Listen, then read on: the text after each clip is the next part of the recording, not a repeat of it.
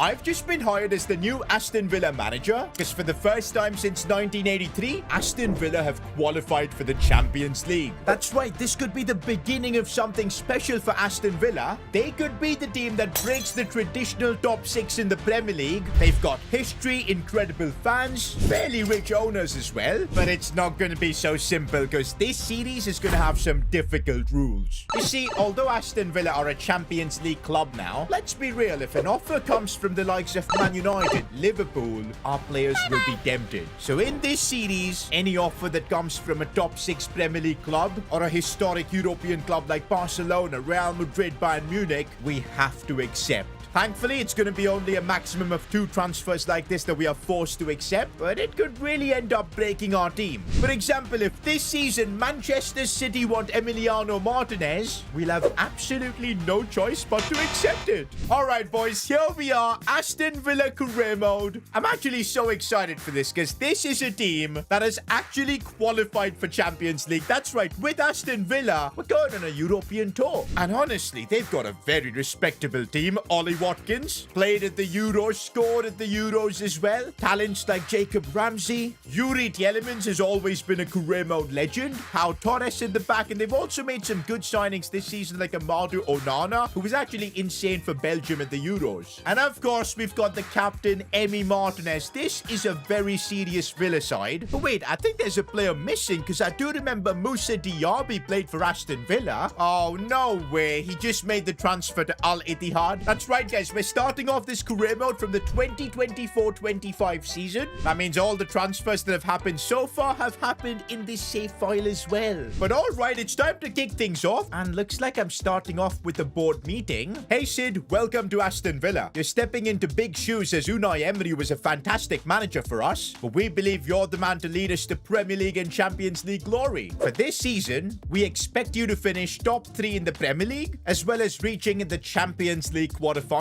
Domestic cups aren't the priority, but we expect at least a semi-final. Alright guys, the objectives from the board, they're difficult. Top 3 in the Premier League means we're gonna have to compete with City, Liverpool and Chelsea with all their crazy money, and the fact that they can sign some players from us. At the same time, it shows ambition here at Aston Villa, and that ambition means we've got a budget of 88 million to spend. Oh boy, we can really use that to bring in some solid transfers. If you guys have any ideas, let me know in the comments. Talking about you guys, press conferences are back. And I think I've got to start this Aston Villa press conference with a good evening.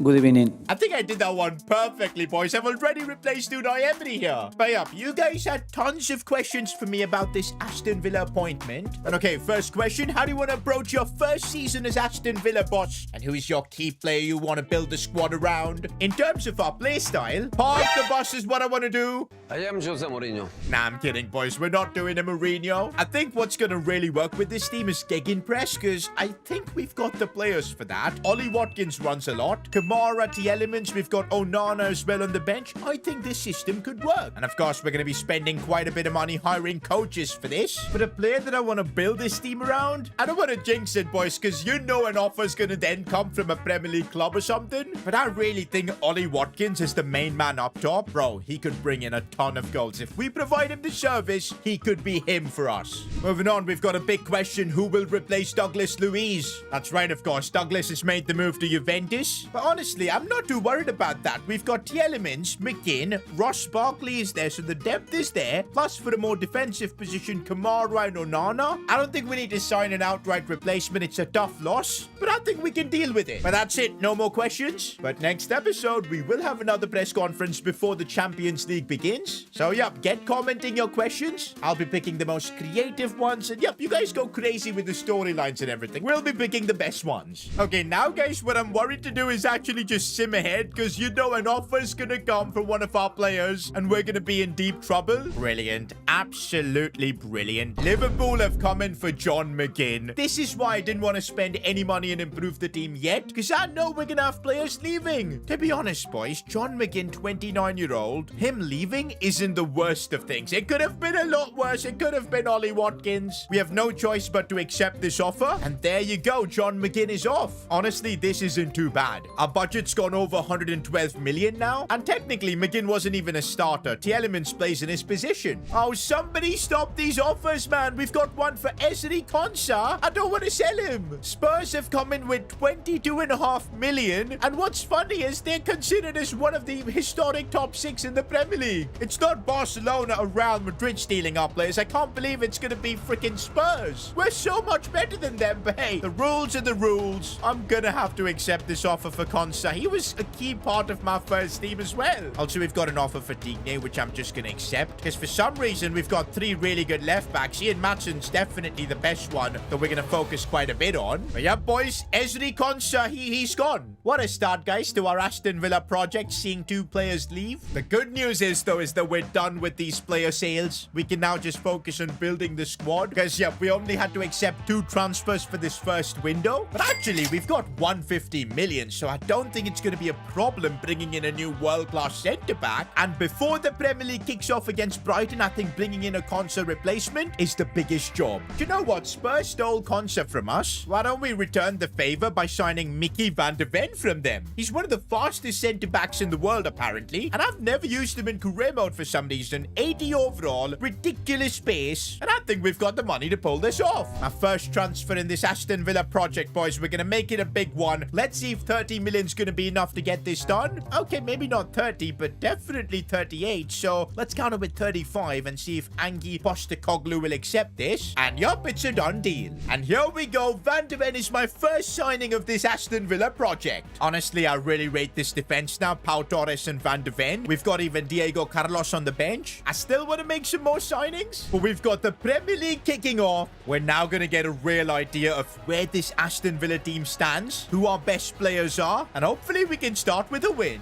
There he is right now, Mickey van de Ven, our new signing. I'm eager to see if he can get us a clean sheet. Oh, yes, Jacob Ramsey. Keeps going, keeps going. Oh, Jacob Ramsey with an insane attempt. I'm telling you, man, he's going to be one of the wonder kids in this series for us. Well, we're getting opened up way too easily. Pau Torres blocks that. Set piece, but no problem. Emi Martinez collects that easily. We've got one of the best keepers in the world, and I think that's going to play a big part. One thing I am finding difficult is creating chances. So far, we haven't created many. Buendia is our number 10, but he hasn't done much.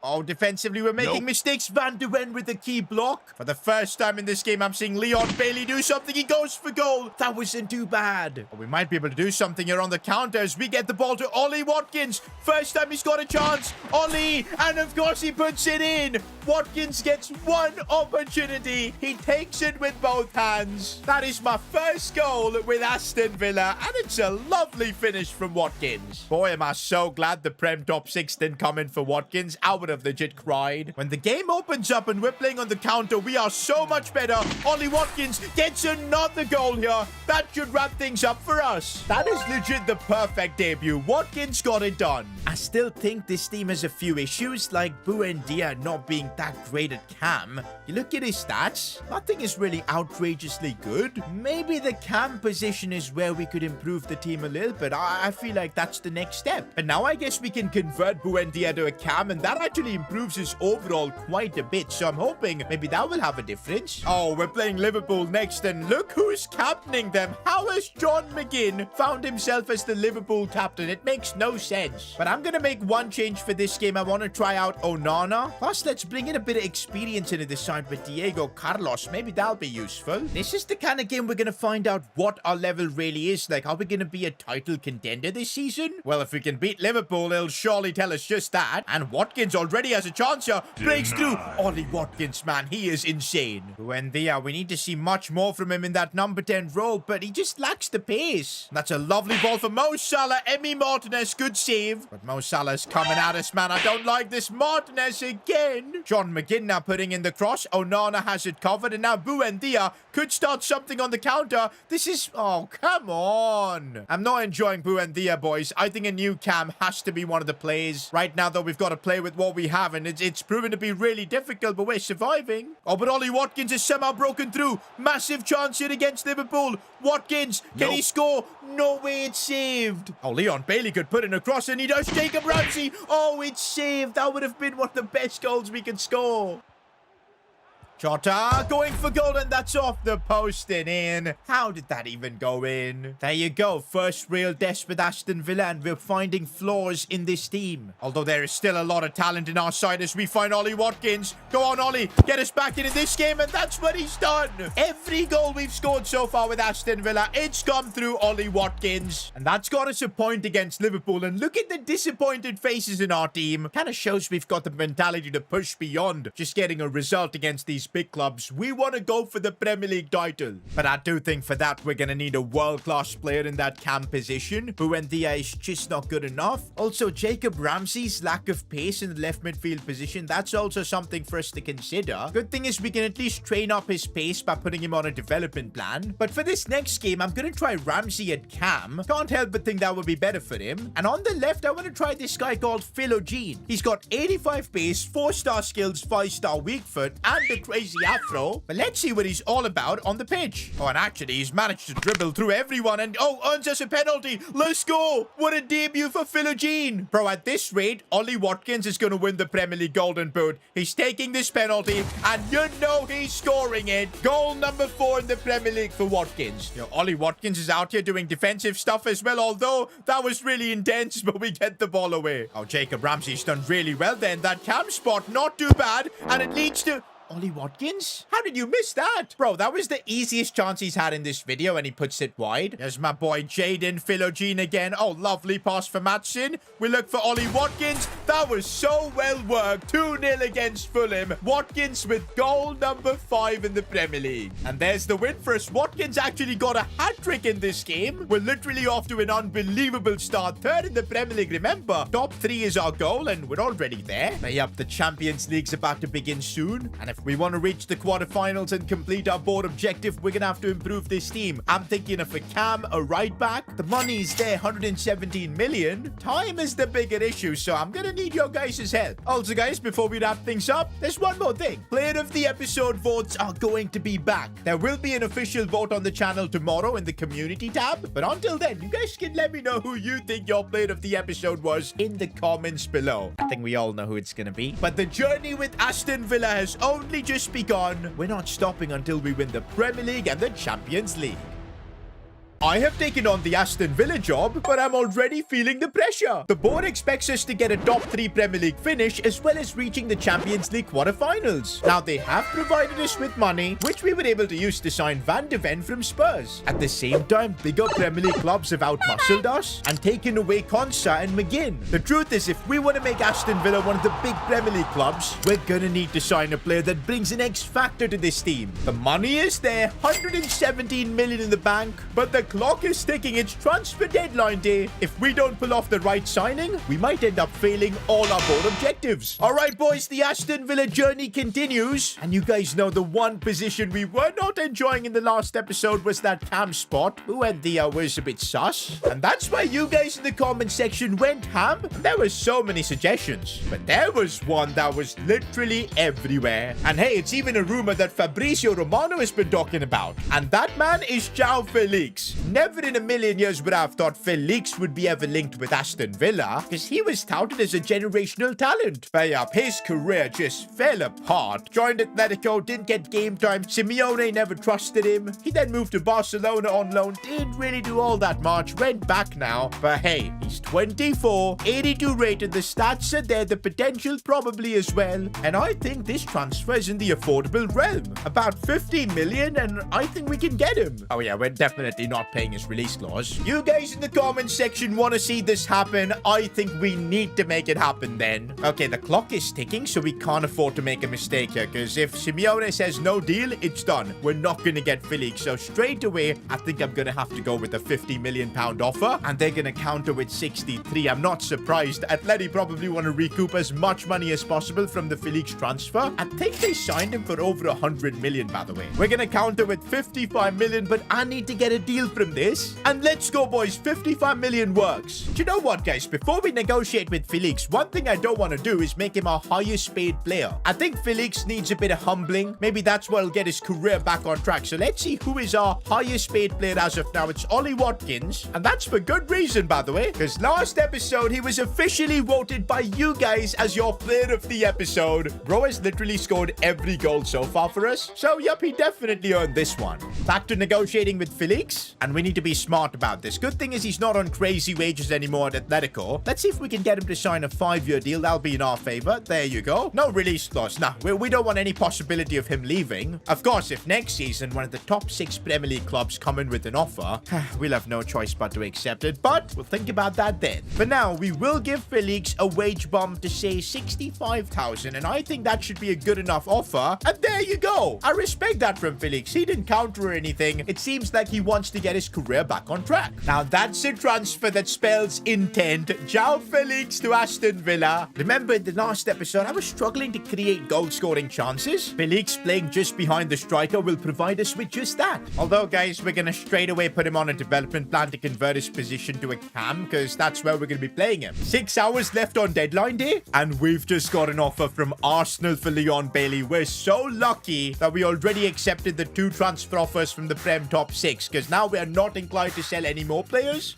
We can breathe a sigh of relief. But guys, with just 4 hours left on deadline day, we're running out of time to make more improvements. And I'm looking at this team, and I definitely feel we could do with another right back. As decent as Matty Cash is, he's 79 rated, 27 years old. A bit of depth in that position wouldn't hurt. Ooh, and look at West Ham. They're trying to sign Wrench. Are you guys thinking what I'm thinking? This might be the perfect opportunity to do a heist and ruin West Ham's plans. No, I don't have any problems with West Ham, but making life difficult for a fellow Premier League club, I do dig that. This should be a relatively cheap signing. If we put in a £13 million offer, I reckon we can get this one done over West Ham. Okay, no, they want Onana. There's no way I'm getting rid of him. Let's just counter with 14 million and get this one done with. There you go. I feel like I'm doing such a petty thing, guys, by stealing West Ham's player. Let me know in the comment section if this is something you guys would have done. And while you're down there, subscribe to the channel. But looks like we're gonna get this deal over the line. We probably just made Fabrizio Romano edit his draft, because Wrench is not joining West Ham. He's made the move to Aston Villa. And that's it. The transfer window done. And I think we've had a solid window. Rated out of 10 in the comments. I'm gonna give it a solid 9.5. I mean, we could have done a bit better, maybe a few more improvements. Because, hey, there's no such thing as perfection. But I do think we've built ourselves a really competitive team. And it's time to see what our new signing, João Felix, can bring. Not just Felix, though even Wrench is making his Premier League debut for us. Already we're on the chart, and here's new signing João Felix. We're going to see what he's all about. First pass not looking good, but Ollie Watkins made it work kinda. I'm wondering if we're finally going to see a new goal scorer here, because it's been Watkins FC so far. Oh, they've got a Felix themselves, but ours is definitely better. Look at him go. Lovely pass for Leon Bailey, that.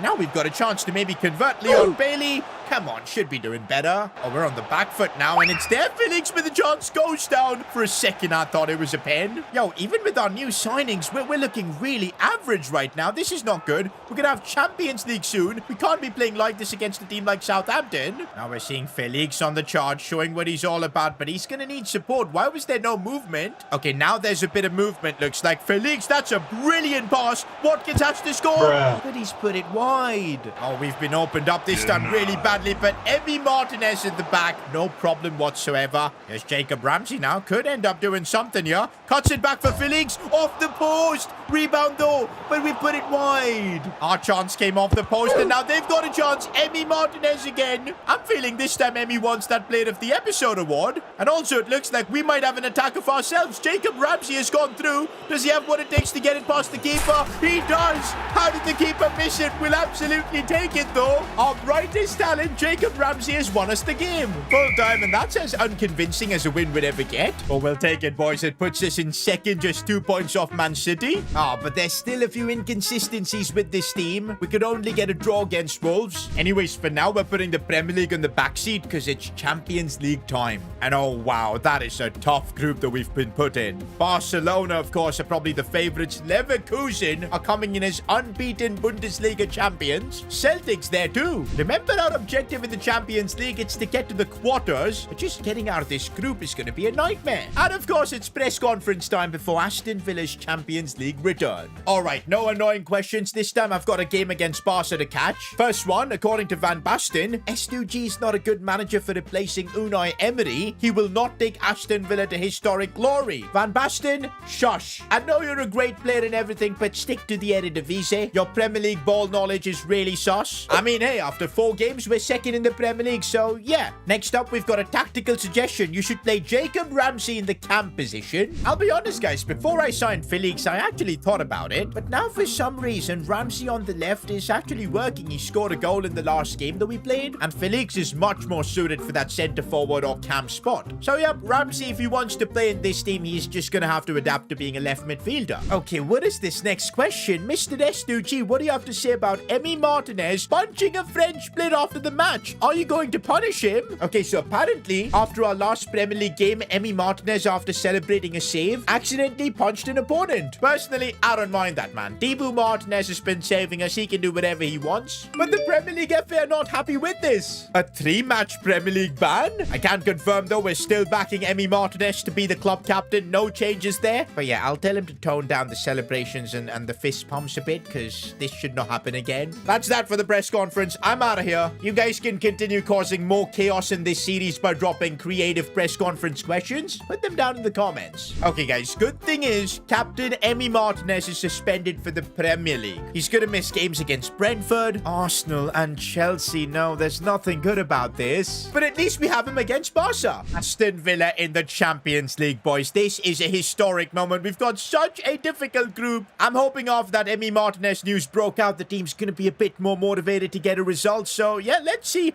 how we fare against Barcelona. Already though, it looks like we've been opened up. This is not good, but we're defending well, reasonably. They've still got a chance. But yup, we survive. Oh, it's gonna be a big game for Felix, because he's playing against his former club. He spent a year there, so I don't think he's got much loyalty. I'm sure he's gonna be raring to score. Oh, that's a big save from Emi Martinez. That's what he provides. We're gonna miss him so much in the Premier League. Oh, that's a crunching challenge right there. That's how we'll take the game to Barca. Oh, Barcelona have opened us up. Emi Martinez again with the save. Bro's going to be suspended for 3 games, but might actually win player of the episode. That's how good he's been. Oh, Felix has gone through. He controls that well. João Felix's first goal for Aston Villa is against Barcelona. Nah, this is just like a dream moment for him. He's got to pick on from here and help us get us the win. Oh, but instantly Barca looking to respond. Emi Martinez, what? Pen? No! That was a follow-on challenge. Straight after scoring, we've conceded a pen. Oh, please, we gotta make the save. Emi Martinez, he's a penalty-saving expert. Couldn't get this one right. Barcelona again with a chance. Emi Martinez with the save, but the rebound. There's only so much he can do. Leon Bailey looking for Felix, who wants another one. Cuts it back. Ollie Watkins had to score that. And looks like Barca through again, and they're gonna get another one. Well, that's a reality check on how the Champions League is gonna be for us. To make things worse for the next few games, we're gonna have to use Olsen in goal. With a 75 rated keeper, I'm not sure we can get a good result, but we somehow still do. Thank you, Ollie Watkins. But facing Arsenal without Emi, that's gonna be a real challenge. You guys, of course, the silly ban for Dibu Martinez, boys, and now we're gonna have to pay for it, but hopefully we've got enough quality to get something against Arsenal. Oh, and actually, we're playing some nice football here. Ollie Watkins, look at this passing. Okay. Hey, we won't feel the absence of Emi Martinez as long as we don't concede too many shots, and well, if we defend like that,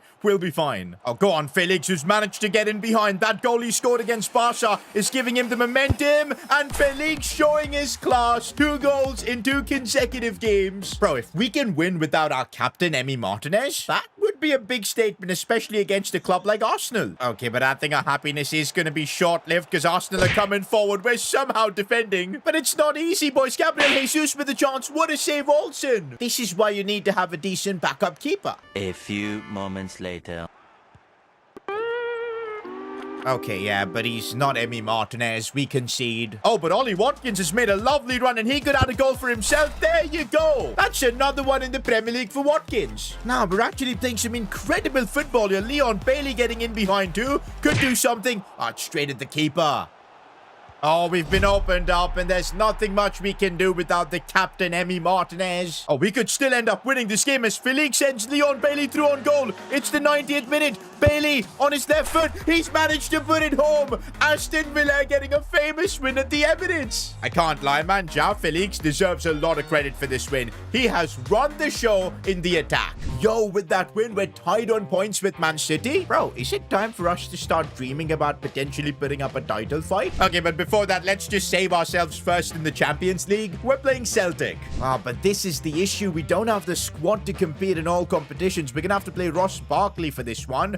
Diego Carlos as well. Just overall, a lot of changes for fitness reasons. But hey, at least we've got quality like Philogene coming in, Onana as well. This is a must-win Champions League game for us because Celtic are the easiest team for us to get some points against. Wait, guys, we didn't need to play Olsen in this game. Yo, Emi Martinez is perfectly free to play in the Champions League. There's no ban whatsoever there. I'm sorry, Olsen, but we need Emi Martinez. So in the 6th minute, we're subbing him off. This is just my fault. Good thing is Olsen is not kicking up a fuss. Jacob Ramsey. Oh, really smart play to find Alex Moreno there. He's going to go for the cutback for Felix, who's going to find some space. Go on, Felix. Oh, it's saved. Not having Van de Ven is going to be a problem defensively. We've been opened up and even Debu couldn't save that. Bro, if we end up with 2 defeats in the Champions League to kick off the group, it's going to be really tough to get out of it. Philogene is making a decent run and Ollie Watkins is through. Has to score this. I can't believe he didn't finish. Ramsey's trying to create something. Felix gets the goal. That's what we need.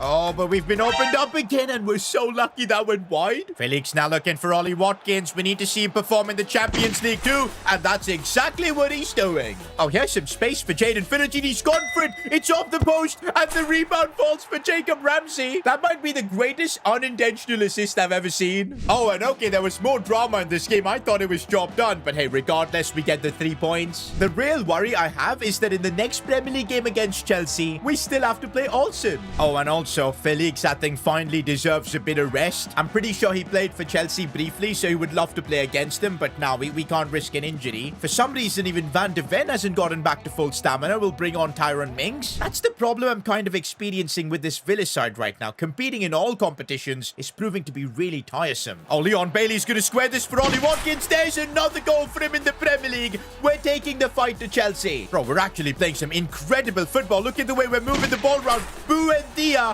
showing what he's all about too. Ever since Felix came, he's been out of the team, but now he's showcasing his talent. Ollie Watkins wants us to get another goal, and this man is just conquering the Premier League all on his own. So we just get a 3-0 win and a clean sheet against Chelsea without our first team keeper. And the good news is Emi Martinez's ban is done. He's going to be back for the remainder of the season, unless he does something crazy again. And look at that. With Emi back, we get a 2-1 win over Everton. Nah, for real though, are we actually title contenders? Remember, our board objective is to just finish top 3 in the Premier League. We're looking really good for second. But yeah, we're competing with an insane Man City team who are also unbeaten. So it's going to be a tight fight. For now, let's worry about getting out of this Champions League group because we're still third. Leverkusen are going to be a really tough fight, especially since they've got Xabi Alonso as the coach. And they were unbeaten last season in the Bundesliga. And okay, they're already through on goal. This is really not good. We can't even catch up. We somehow do. That's Van de Ven's pace. What is Lukaku doing at Leverkusen? I don't get it, but he's running through our defense here. Well, not really. But here's a chance for Bayer Leverkusen again, but this time they score. Champions League against the big teams, we're still not showing what we're all about. Leon Bailey sees that run from Matty Cash, who's through now.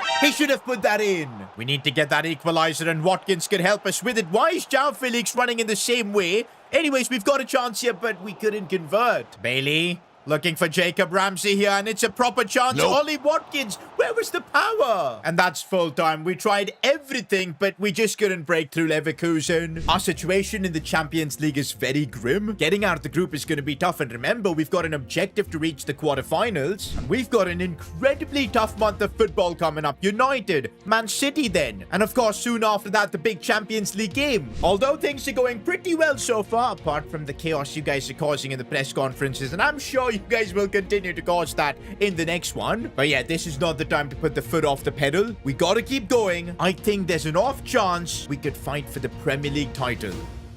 I became the Aston Villa manager, brought in players like João Felix, and on the pitch, we're doing really well. Second in the Premier League, competing right with Man City. But there's a lot more that goes into managing a club than just getting results. Things like managing the squad's morale. So far, we've done a great job keeping the first team players happy, like Ollie Watkins, Jacob Ramsey. They've been getting a ton of game time, they're shining, they're getting all the accolades from the media, but the bench players and reserves, we've not given them opportunities to shine. In fact, we've made things really worse with our backup keeper Olsen. You see, we subbed him off in the Champions League in just the 6th minute just so we could bring on Emi Martinez. And that has caused quite a stir. Robin Olsen has said in an interview with Piers Morgan, yo, why is Piers Morgan entertaining an Aston Villa backup keeper? I get it with Ronaldo, but apparently he said he'd like to leave Villa for a team that actually respects him and he can get game time. And okay, looks like things have gotten worse because I've just gotten a message from Olsen. I'm not going to be playing a single game for Aston Villa anymore. We're having now a meeting with Robin Olsen just to see if we can figure things out. But this meeting couldn't have gone worse because Olsen literally disrespected me. We got no choice but to end this meeting, boys. We're not entertaining Robin Olsen. And you can't be disrespecting the manager like that. It was a Champions League game. Of course I wanted Captain Dibu Martinez on the pitch. You know what, Olsen? We're releasing you from your contract. Thankfully, we do have Joe Gauchi from Australia as our backup keeper. He's younger and better, I feel. Who? Okay, maybe not in terms of his overall, but hopefully this was the right thing to do. Well, it clearly wasn't. It was just bad management from me. But anyways, guys, what a start to this Villa episode. More drama in the squad. And there's going to be more drama in the Premier League as we're trying to actually fight for the title. How crazy is that? We're playing Man United next. Oh, but look at the tired legs we've got. That's the thing. Balancing Champions League as well as the Premier League is just so difficult. But we've got a good squad here, so I think we can manage just about. Also, is this Man United kit real? Bro, it looks pretty awesome, especially how the logo is. Fair enough. Okay, we had enough drama to kick this episode off with Olsen's contract just being terminated. So let's just focus on getting a result against Man United. Okay, but this is not a good start. Oh my days, we took out Hoyland. It was a bad challenge. Is that going to be a red? No, it is just a yellow. We're safe. How Torres usually doesn't do that. Emi Martinez, you're a penalty saving expert. I want to see some of that, but no. We've conceded 2 penalties and Emi Martinez hasn't saved a single one. Do you know what? I think we're dealing with a bit of bad vibes after the way Olsen's contract was terminated. Maybe some of the squad players weren't happy with that. That is not an excuse to not deliver. As here goes Jaden Philogene, one of the youngsters we've been trusting, strikes it well, and there's the equalizer. You guys have been telling me so much about Philogene, and look at him perform. Philogene again with a lovely back heel pass. I haven't seen something like that. And Ollie Watkins might have a chance. No, it's taken away. Oh, Felix, the dribbling there was absolutely class. He's broken through somehow. João Felix now 1v1, and he makes it count with the finish. This Aston Villa team is proving to be special. Oh, Rasmus Højlund. This time Pau Torres gets his tackle right. Nope. And again, Pau Torres. That's more like it. Oh, here's Ollie Watkins. Let me just try taking a shot. And that was so good off the crossbar. So close. But we still might have a chance here. Ollie Watkins, back for Jacob Ramsey. That should be a goal, and it is. Bro, imagine if that Ollie Watkins shot went in. Regardless, this Aston Villa team just keeps winning. I'm not kidding. I did not expect to be unbeaten after 10 games. We're literally going neck and neck with City. It's aura for aura between us. And you know what? I think João Felix's transfer has kind of orchestrated this. In 8 games, just look at those stats. 8 goal contributions. And that's why you guys voted for him as your player of the episode. He was just brilliant in the last one. Just his first episode with us, and he was absolutely balling out. I'm hoping this Aston Villa move saves his career. Okay, but we've got an early teaser for the Premier League title race. We're playing against Manchester City. This is going to give us a great idea if we actually can mount a title challenge. We'll literally go top of the league if we win this. Oh, but Man City already with the first chance. Haaland completely open, and he scored. In 4 minutes, Man City have carved us open. No way, this is actually mad. Haaland again with the chance. I can't believe it. I went sliding in, but he still sneaked in a shot. This guy's a machine. 6 minutes in and we're 2-0 down. Like, this is embarrassing. We're not giving up. We still have a chance, but Tielemans is not the quickest of players. Somehow he's still running, and Edison makes the save. We should have taken that chance. Tielemans with the delivery. Ollie Watkins' header. That was another opportunity. Another set piece, and Tielemans is good with them, and it's a decent ball, and Ollie Watkins, it's always him. We're trying to fight back, doing our best, and Felix with the chance, but Edison saves. Honestly, Honestly, set pieces might genuinely be our best bet, and let's hope we can capitalize on some of these. It's chaos, but it's cleared away. Oh, but Man City just get into these positions way too easily. I can't even get the ball off Haaland. We've cleared it away. No, we haven't, and Bernardo scores. Man City at this stage is a bit too much for us. Full time, and City end up extending their lead, beating us. And there you go, our first defeat of the season. This really felt like a trailer of what it's going to be like to beat Man City for the title. We're going to have to get better. We've now got the Champions League to focus on, and here it's a completely different story. We're fighting for survival. We don't beat Leverkusen here, and I think we're out of the Champions League. For that, though, we've got a press conference to attend. Ollie Watkins has said in an interview that one day he'd like to join his England teammate Cole Palmer at Chelsea. How do you feel about this? I'm not surprised. He's currently the Premier League top scorer with 12 goals. He's 83 rated, clearly the star for Aston Villa project, and he's also 28 years old, so I don't fault him for thinking about playing for a club like Chelsea. But as things stand, he's still got 3.5 years on his contract with us. He's on decent wages. We're not going to sell him. Hopefully over this season we can convince him about our Aston Villa project, and that'll make him want to stay here. Next up, many fans are mad because you forgot about the youth academy. What are you going to do? I haven't forgotten about the youth academy, boys. We are going to focus on it. My goal is to find at least one talent that's going to be a world-class player for us. I think that would be amazing. We've already got a scout here, Nathan Glover. Do we spend some extra money and get like a 5-star scout? I'm not so sure. I think a 4-star scout that we've already got should do a good job. We'll send him to England for like 6 months. Kind of do want a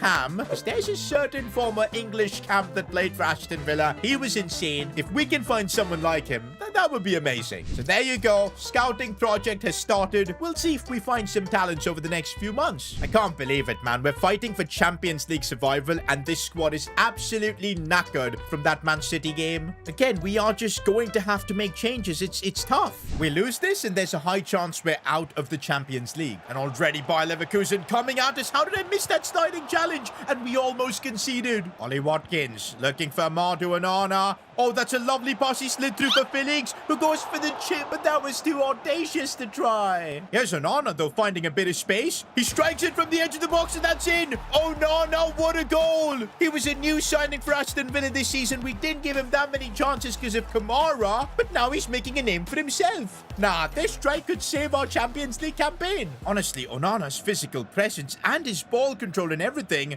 it's tremendous. I've definitely got to give him more opportunities. Oh, Frimpong has honestly been such a menace to deal with, but how is that a foul, man? I think I got the ball. Is that going to be a red card? I might actually cry. It's a yellow. Oh, my days. We're saved. Okay, but we could concede from this free kick. I'm putting a man on the line, but it still got in. Well, all that effort from Onana has gone to complete waste. No, Lukaku, stop that. How is Lukaku bullying our defenders? Ollie Watkins, you've got to try and save us now. He looks for a pass for Jacob Ramsey, and now Felix is in a spot, but he couldn't get it past the defender. Felix has gone through. This could be a big moment. He squares it for Ollie Watkins, and that could be a goal that saves our Champions League campaign. We needed this. There is still hope, guys. There is still hope we can go through, but it's going to be really tight. If we can't beat Celtic, we just don't deserve to qualify for the round of 16.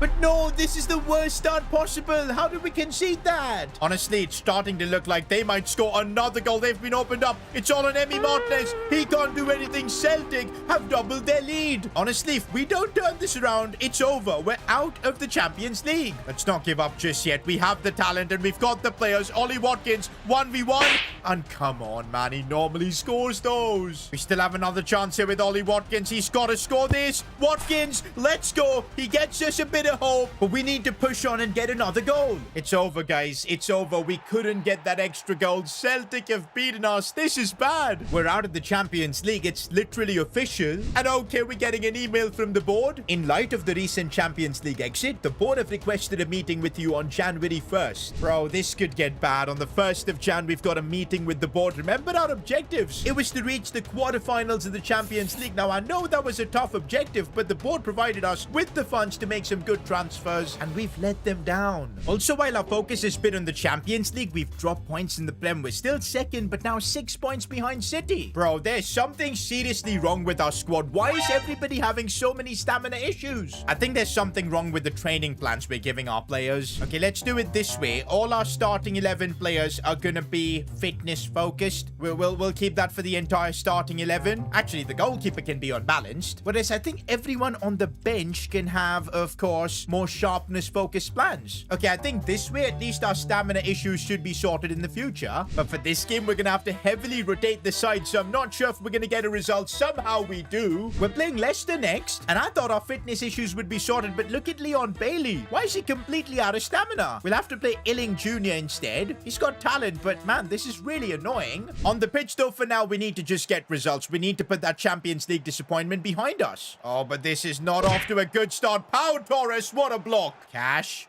Looking inside for Illing Jr. A lot of you guys are telling me this kid's got talent. The cross was not good though. We've got a free kick from 33 meters. Nah, this is just too audacious to even try. But hey, gotta go for it. Yuri Tielemans is good with free kicks. And nope. Well, not good enough, clearly. But there's Ollie Watkins. He gets that one under control really well. Squares it for Felix. And that's a lovely bit of play. 1-0 up. Ollie Watkins has been in incredible form. Setting up Kamara now. He could get himself a goal, but that's a bad finish. He scored another goal, and that should settle this game for us. Ollie Watkins is helping make that happen. Yuri Tielemans. Oh, that's a lovely finish. I know he's always got a goal in him. And this is exactly what we need. A convincing Premier League win. And look at that, guys. The gap is now down to 3 points in the Premier League. If we can keep it like this by 1st of January when we've got the board meeting, I think they'll be lenient on us because at least one of the objectives of being in the top 3 will be done. But yep, I'm getting really anxious for that board meeting. Also, another way we can just calm the board down is by qualifying for Europa League. For that, we need to finish 3rd, and we might need a result against Barcelona. Good thing is we've at least solved the fitness problem. For now, our squad is fully fit, raring to go for this game. We don't have much to play for. I mean, the Europa League is probably a hindrance to our Champions League campaign, but at the same time, if it helps keep my job, we'll get it done. But yep, the last time we played Barca, it didn't really go down so well, so I'm not sure what to expect. But here's Leon Bailey. He's on a bit of a run. But he couldn't get past the final player. There's Ollie Watkins. We keep using his pace, and he keeps taking it forward. He's going to put it for Felix, and Felix against his former club almost got the goal. I think Barcelona also don't have much to play for, so they're giving us chances. We should have made it 1-0 there. Oh, we've just given the ball away. Lewandowski. We're lucky Emi Martinez saved that. Oh, we've been opened up. Ferran Torres. It's too tough. Barca just a level beyond us. But you know what? We had chances in that first half. If we push, I think it's possible. Oh, we have found Felix in a bit of space, but it's going to be tough as he's up against Ronald Araujo. He does bring it inside. Ollie Watkins, but now we just can't. This Barca team defends so well. Ian Matson, though, looking to create something. We find Ollie Watkins, but Ter Stegen saves. And that's full time. We just didn't have the quality against Barca. Now, the only way we can qualify for Europa League is if Celtic have lost. But no, Celtic managed to get a point, and I think they had a better head-to-head record against us, and that's what sends them through. We don't even get Europa League. Come the board meeting, life's going to be really tough for us. We've now made it to the 1st of January, and next episode, we're going to have the board meeting. Our performance is going to be reviewed, and if the board deemed that we've not been good enough, I could get sacked. When I became the Aston Villa manager, the board had given me 2 objectives to complete. One was to get a top 3 finish in the Premier League, which we're definitely on course to do, but the other one was to reach the quarterfinals of the Champions League. And should be told accordingly, the board gave us a solid budget. We were able to sign players like João Felix, but I've let them down after finishing bottom in our group. And now I've been called into a board meeting where my job could be at stake. Hey Sid, we'll be honest, the board is extremely disappointed with the Champions League exit because it's going to cost us a lot of money, but we're not going to fire you just yet. If you can maintain that top 3 finish, but also reach a cup final, the board will renew your contract for the next season. But because of the Champions League exit, the board will be forced to sell a player this window so we can comply with FFP. Well, there you go, guys. At least we now know we're keeping our Aston Villa job. But yep, we gotta get that top 3 finish this season. We're looking good for it, but there's gonna be a ton of competition. But also, reaching a cup final is gonna be tough because Spurs knocked us out from the Carabao Cup. That means means all we've got is the FA Cup, and we've drawn Arsenal. Brilliant. If we fail to get through Arsenal and make it to the final, we're gonna be in trouble. Now, the annoying thing is, remember that challenge we had at the start where we were supposed to accept any transfer offer that comes in from a top 6 club? Well, we're gonna have to do that all over again because the board want us to sell a player. So, yep, that is brilliant.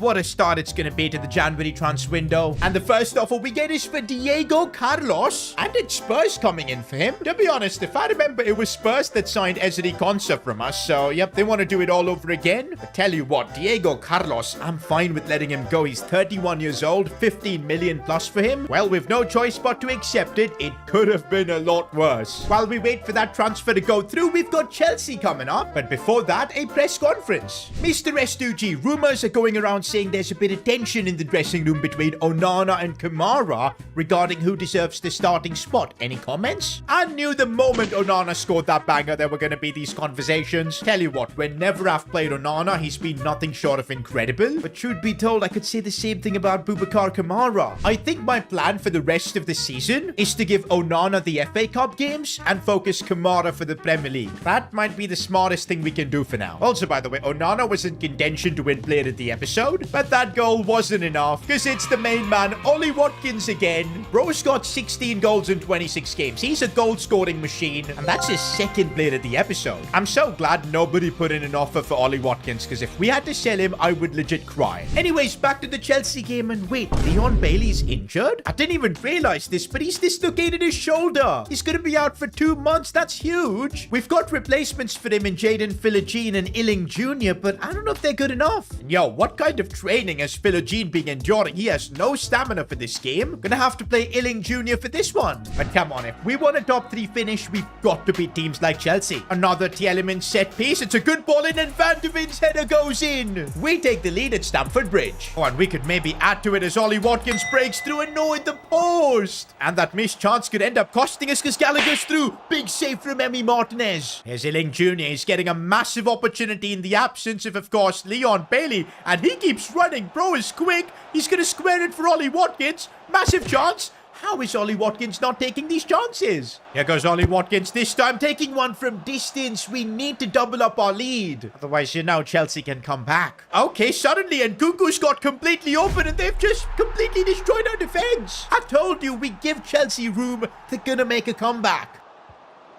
No, not like this, man. First half, and look at the time. It's the 49th minute. Why is the ref playing on? Just after that board meeting, if we end up losing a game like this, it's not going to be good. Okay, Ollie Watkins has broken through. Could be a massive chance. Watkins, this time he does not miss. We get the goal back. Oh, and there could still be more. João Felix has broken through as well. He's going to go for a cheeky chip. That's what he does. And it finds the back of the net. We've turned things around. And now the game has completely changed. Matson's got an opportunity. He converts as well. 4-2. Surely that's the job. What a second half it's been. This is exactly the response the board wanted. Also, guys, right after that game, the Diego Carlos transfer has been finalized. It's a shame we had to sell him because he was a good backup centre-back option. But hey, it's our fault. We didn't qualify for the round of 16, FFP issues and whatnot. Had to do it. The good thing is we weren't forced to sell a first-team player. But one thing I think we need to do is get a replacement for Leon Bailey, because an injury to him has made me realize that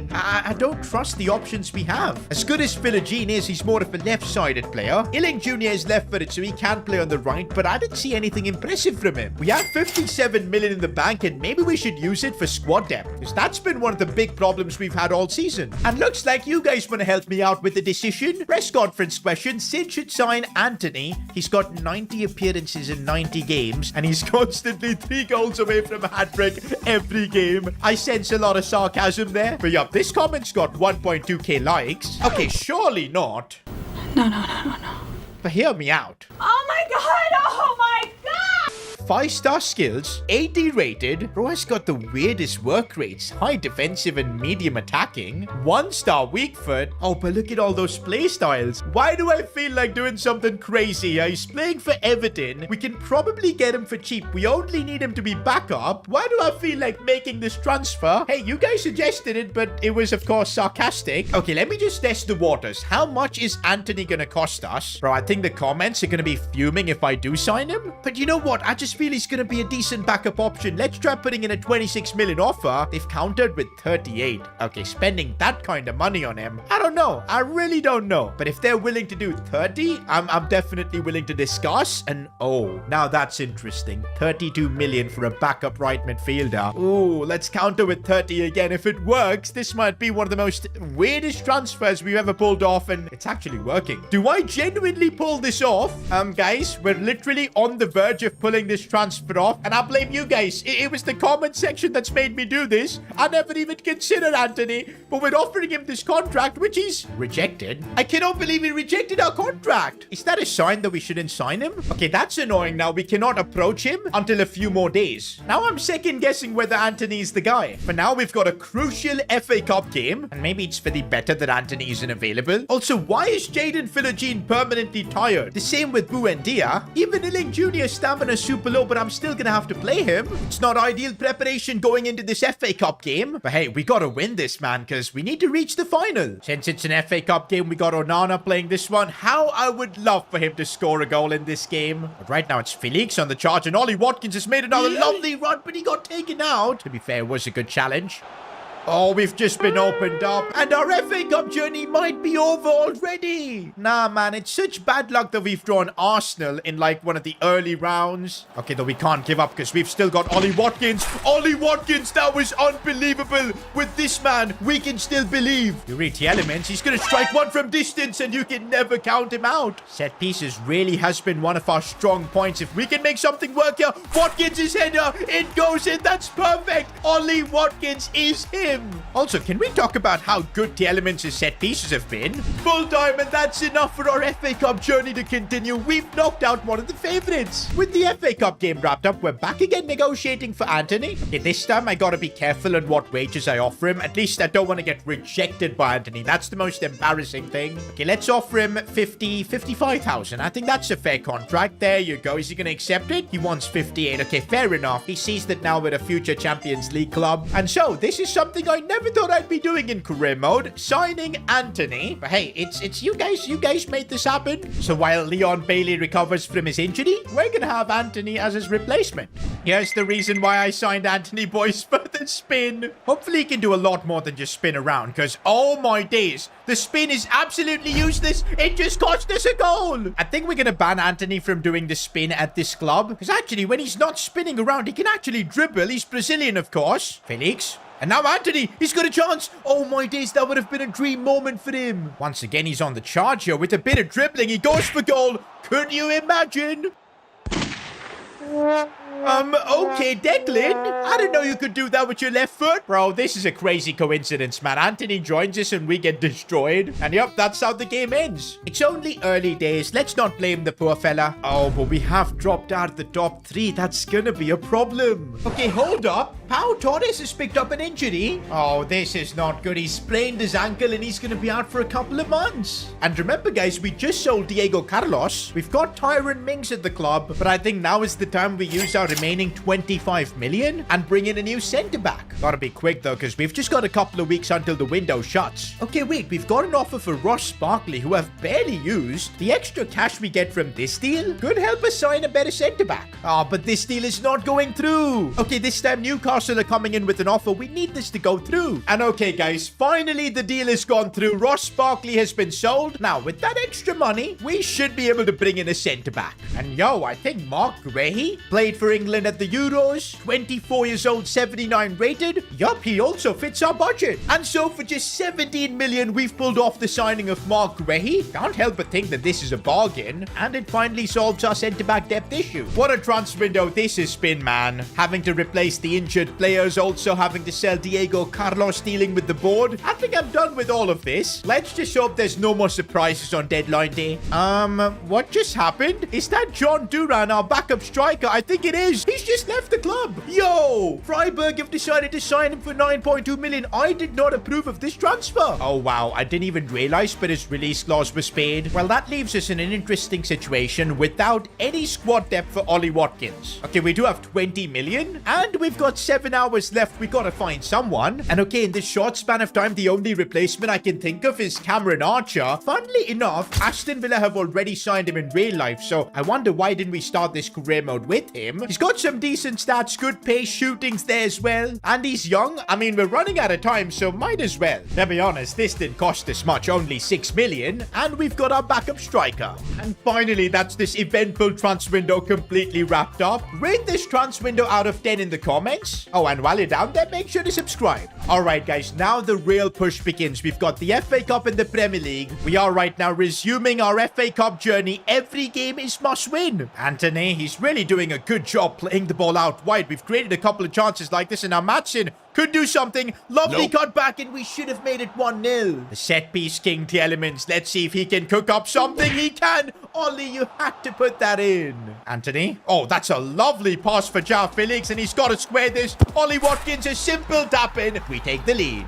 Oh, we might have a chance here. This time it's Felix and he puts it in. The FA Cup dream is still on. But we also need to keep focusing on the Premier League because we've dropped out of the top 4. And we're facing the 3rd place team, Liverpool. Oh boy. We lost our last Premier League game to Arsenal. This time I'm hoping we can get a win. But yeah, we're missing a few first team players and I'm not sure how Anthony against. Well, there you go. He just gets taken out. And okay, Liverpool have got a quality team. That's Alphonso Davies on that side. Cross coming in for Mo Salah. There was no answer to that. That's the thing. We're getting the results against the smaller teams in the Premier League. But when we face the big clubs, the disparity in class is just there to notice. Oh, but we could do something here. Ollie Watkins has made a lovely run. He's going to head it down for Anthony.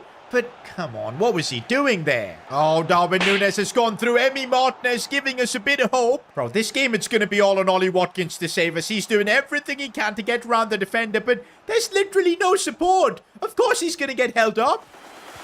Oh, lovely ball from Matty Cash. Jacob Ramsey, what a header. Yo, out of nowhere, we've got the equalizer. Oh, and things could keep getting better as we find Ollie Watkins. That should have been converted. Heading into the second half, I'm starting to believe. Oh, but Liverpool just keep coming at us. We're so lucky the post saved us. No, Guehi! How is that a pen? Okay, yeah, I think he did get the leg. Oh. Now we're going to have to rely on Emi Martinez. He's not saved a single penalty, but this time he does. Emi Martinez is the hero. Oh, my days. And now Anthony's got a chance to win us this game. Anthony, it's off the post. This guy, man. He had a golden chance there, and he just, I thought the script was written, but Anthony had other things in mind. And no, they've got a chance to win the game. Emi Martinez, you legend. Oh, now look at the space we've got on the breakaway here. Jacob Ramsey's through. We could still end up winning this game. Jacob Ramsey. Oh, that finish was calm and calculated. Mentality monster right there. We get the winner in the 90th minute. And I think all the credit has to go to our keeper, Emi Martinez, who saved that penalty. And it's full time. I can't believe we've beaten Liverpool at Anfield. And now the momentum is flowing. We've beaten Brighton, West Ham too. And would you look at that, boys, after 24 games we're 3 points behind City. And our next game is against them. We've also got players like Leon Bailey coming back from their injury. If next episode we can somehow beat Man City, we might be back in the title race.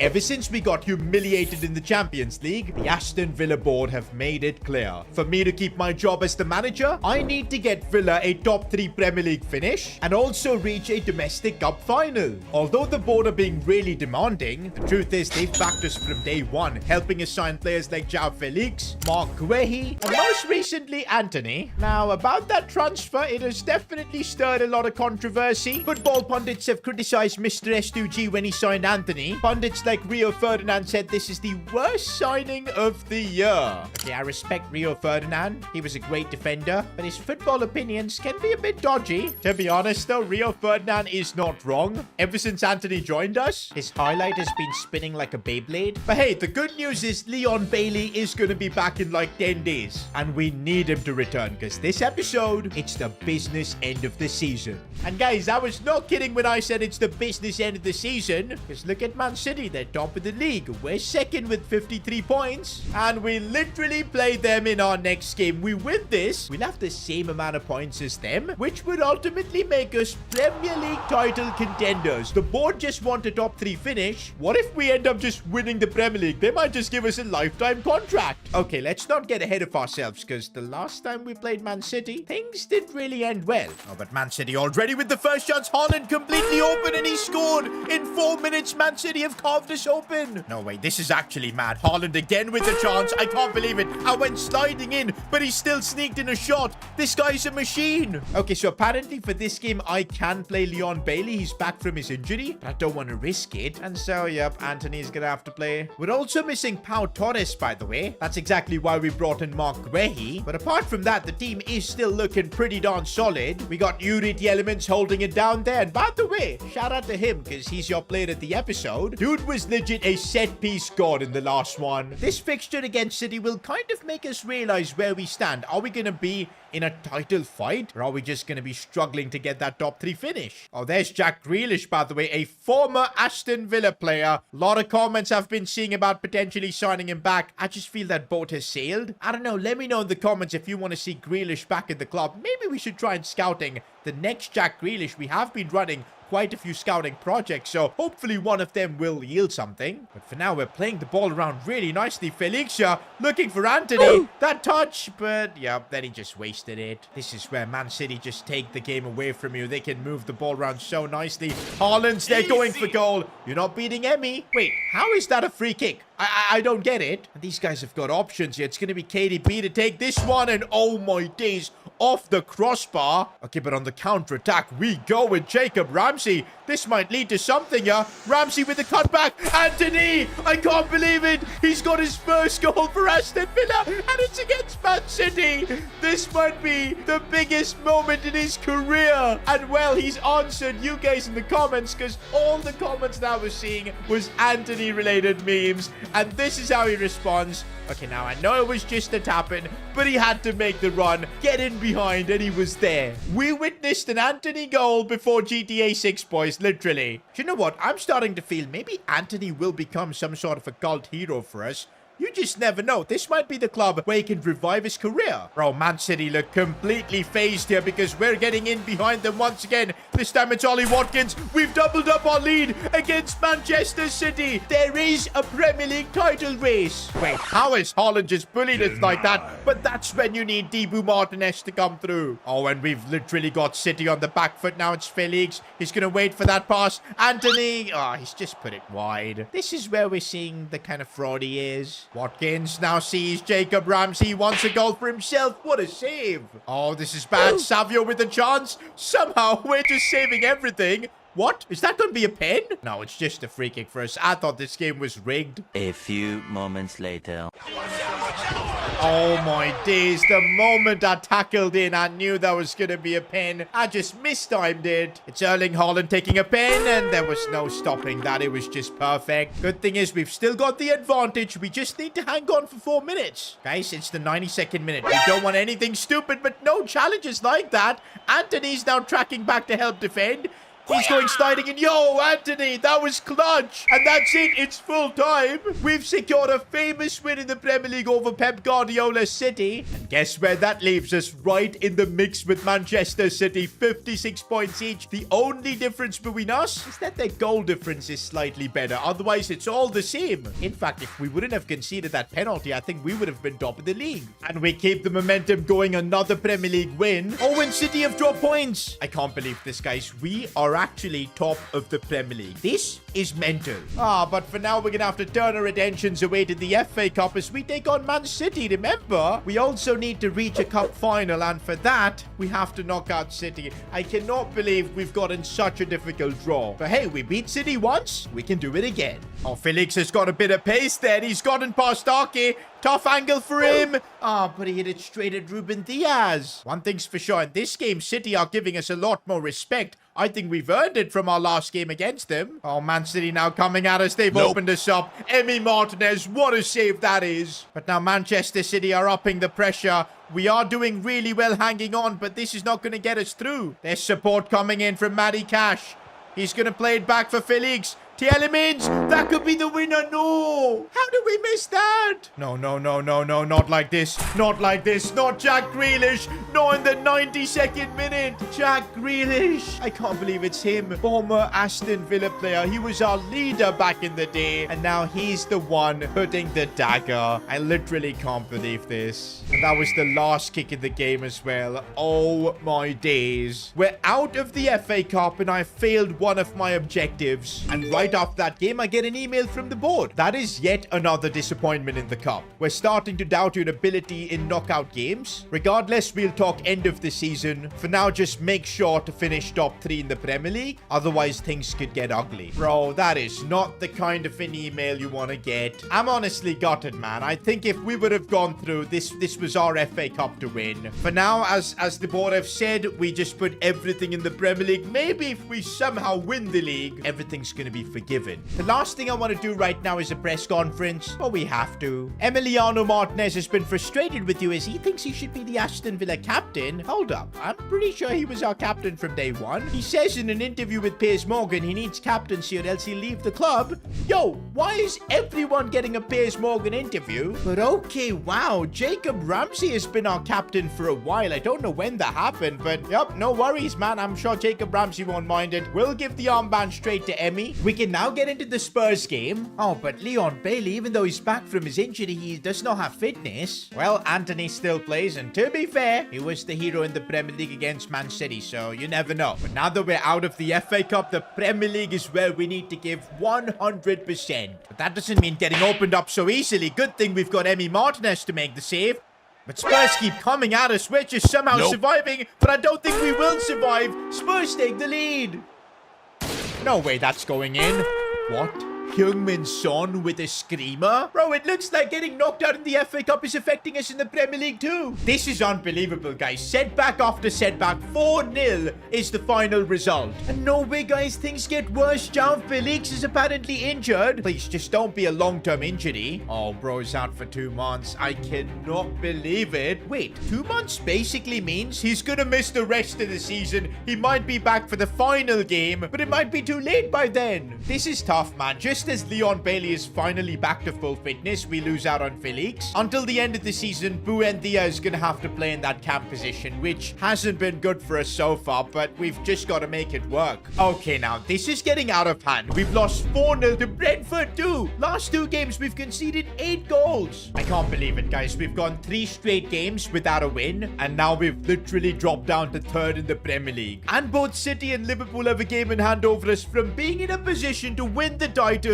we're now gonna have to fight for top 3 yet again. Honestly, guys, I just can't figure out a way to play with Buendia. He's just too slow. We've now got another press conference, although it's not the right time for one of these. But okay, there's an English sensation that's in your academy, and he seems to be the next Jack Grealish. Remember the scouting projects we ran? Have they finally paid out? Jesse Perry, 68 rated cap. Bro's got a ponytail too. Yo, I'm looking at some of his stats. 81 curve already, 71 shot passing, 85 agility, 86 ball control. Yo, we've legit found the left-footed Jack Grealish. Do you know what? Since Felix is injured, and I'm not really enjoying Buendia, why not we give Jesse Perry a chance? I'm promoting him to the senior team. Honestly, what could go wrong? There's clearly talent there. We're definitely putting him on development plans as well. Also, we should hire some midfield coaches to help him out. Oh, we've literally hired Jesse Perry's dad to help coach him. Let's go, boys. In our next game itself, I'm straight up throwing him into the mix. Here he is, boys. Apparently the next Jack Grealish. It's time to see if he can deliver.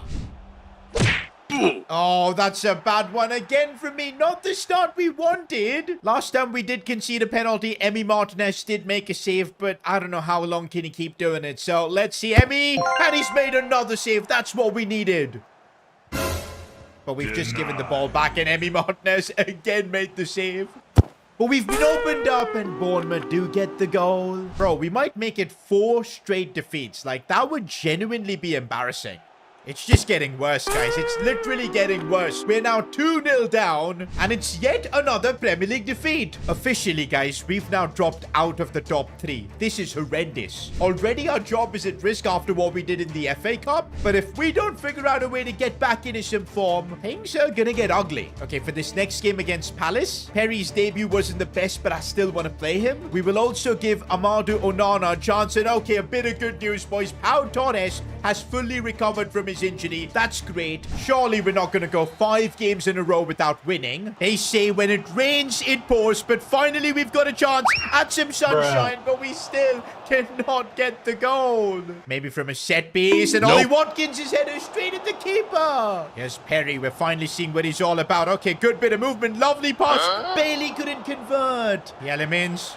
Looking for Perry. Finds Ollie Watkins. Ollie Watkins gets the breakthrough. That is young Perry's first ever assist as well. We're leading a game after so long. Please, can we just hold on to this? We're bringing on Anthony as a super sub as well. Not sure if that's a good idea. Oh, look at how powerful Onana is at driving the ball forward. Finds Ollie Watkins brilliantly. We could kill this game off right here. Ollie Watkins gets another. That should be it. And Aston Villa are finally winning a Premier League game. Okay, guys, after 36 games, we're now in second spot, 73 points. There's no way we're winning the league this season. We let City get way too much of a gap. And okay, I just did the math. There's still a chance both Liverpool and Newcastle could pip us for the second and third spot. We need to win both our remaining games and then hopefully they'll drop points. That's the only way. Top 3 rests on this fixture. Ollie Watkins, we're gonna need another madness from you. This is surely too far out for Bruno Fernandes. No way he's scoring.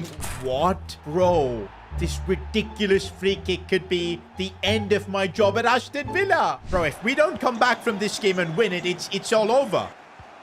Oh, Perry, that was a beautiful ball for Leon Bailey. We've opened them up brilliantly, and that's a simple goal for Jacob Ramsey. But this pass from Perry might be one of the best passes of the season. Perry again, I'm just waiting for a bit of movement. Until then, Perry is able to dribble, and he sees the pass out wide for Ian Maatsen. We've made a brilliant run. Maatsen should have finished. Oh, I would love for a set-piece goal right now. And Ollie Watkins, how was that saved? Ollie Watkins this time might be through. Hasn't had the best of games. He's going to look for a pass here for Leon Bailey, who turns his man. Leon Bailey, no! That could be our last chance of the game.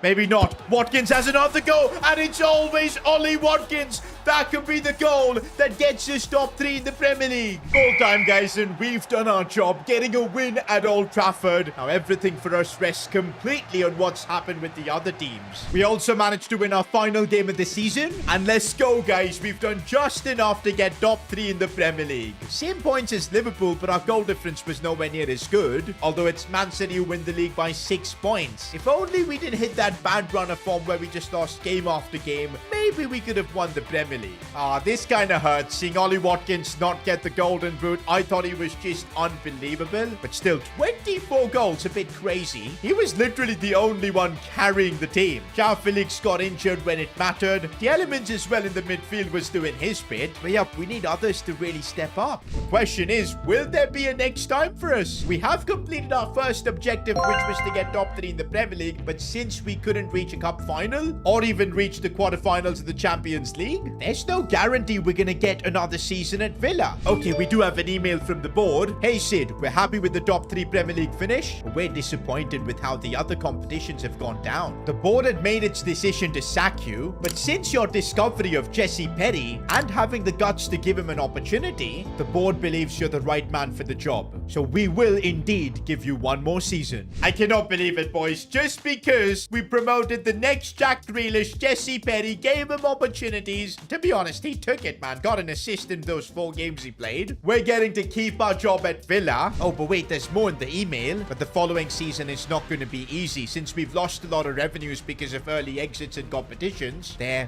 will be player sales. No way, man. That's going to make rebuilding our team so much harder. Well, I'll see you guys for season 2. I got hired as the new Aston Villa manager, but the board had certain expectations from me, like securing a top 3 Premier League finish, which we did in just our first season, finishing 3rd. But they also expected me to reach the Champions League quarterfinals, where we completely failed, getting knocked out and embarrassed in the group stages itself. And this is after the Aston Villa board funded us with a lot of money to make signings like João Felix, Van de Ven, and even Anthony. And a humiliation like that has consequences. The good thing is, though, I do get to keep my job. The Aston Villa board have seen enough and are renewing my contract for one more season. But when a club fails to progress far in the Champions League, the amount of revenue they lose is massive. And when I just said there will be consequences, I meant it. The board has given me an order. You must accept the first 2 transfer offers that come from any of the top 6 Premier League clubs or even the giants of European football. This must be done to ensure the club stays profitable and complies with FFP. I can't believe this, man. It looks like we're gonna have to do the same thing we had to endure last season. We could end up not losing out on Ollie Watkins, João Felix, the elements. Like if an offer comes in for a first team player from a big club, we would have literally no choice but to accept it. But hey, it's kind of my fault. We failed in the Champions League. We got humiliated. We didn't even make it to the knockouts. And now we're paying the price. So let's see where the first offers come from. Okay, it's from Buendia, but it's from Inter. I don't think this counts. Nah, I don't think Inter are a giant of European football. The 4 clubs that I think that would fall in this category: Barcelona, Real Madrid, PSG, and Bayern Munich. So this isn't going to count towards the 2 transfers. We get another offer for Buendia, but it's from Sevilla. Can we please get a big club coming for him? Bro, literally only offers I've gotten so far are for Buendia, all from different clubs. Oh, but look at this. Man United have come in with an offer. This is perfect. I'm okay with selling Buendia. Man United does count. They're a top 6 Premier League club historically. And at least, boys, we've survived the first player sale without really losing out on a first team player. We got really lucky. Actually, it gives the board 22 million as well. I'm hoping that kind of money will be added onto our budget. But there's still one more offer we need to accept. I'm just hoping it's not for Ollie Watkins. He's probably the one player I don't want leaving, because he was our player of the season last time around. Goal after goal, game after game, he delivered. And yeah, if we have to lose out on him, it would be painful. Oh, I can't believe it, boys.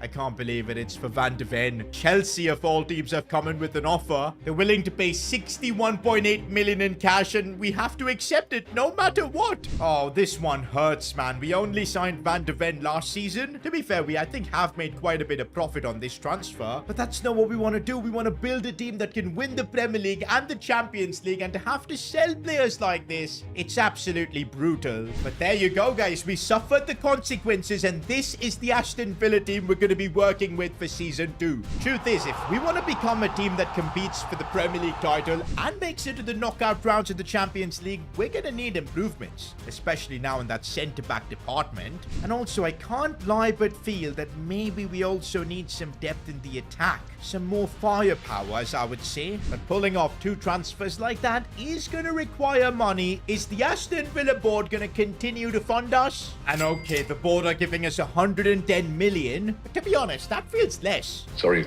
what? Especially considering the amount of money we just generated through player sales. It was almost more than 80 million. But again, it's our fault. We didn't go deep in the Champions League, and now we're suffering the consequences. But man, if we use that 110 million right, build this team out properly, I think we can take this team to the next level. Since we lost out on a key position, the centre-back, with Mickey van der Ven's transfer, I think it makes sense for us to first look for a centre-back and then see what else we can do. And there's one player that I really think would fit really nicely into our team. Edmund Tapsoba, 6'4", absolute unit. I think his physicality alongside Pau Torres could really complement each other. And he's not going to be overly expensive. I think we can afford this. Okay, before we decide whether Tapsoba is that guy for us, let's just see how much is it going to cost us. If we get him for like 40 million, or actually, let's start with 38 million, just to intro ourselves. What kind of an offer are Girona expecting? And well, they want 48.6 million for him, which is quite a bit of money. But I think we can get them to accept something around 40. Let's see what happens here. Ooh, there you go. 42 million will get us a deal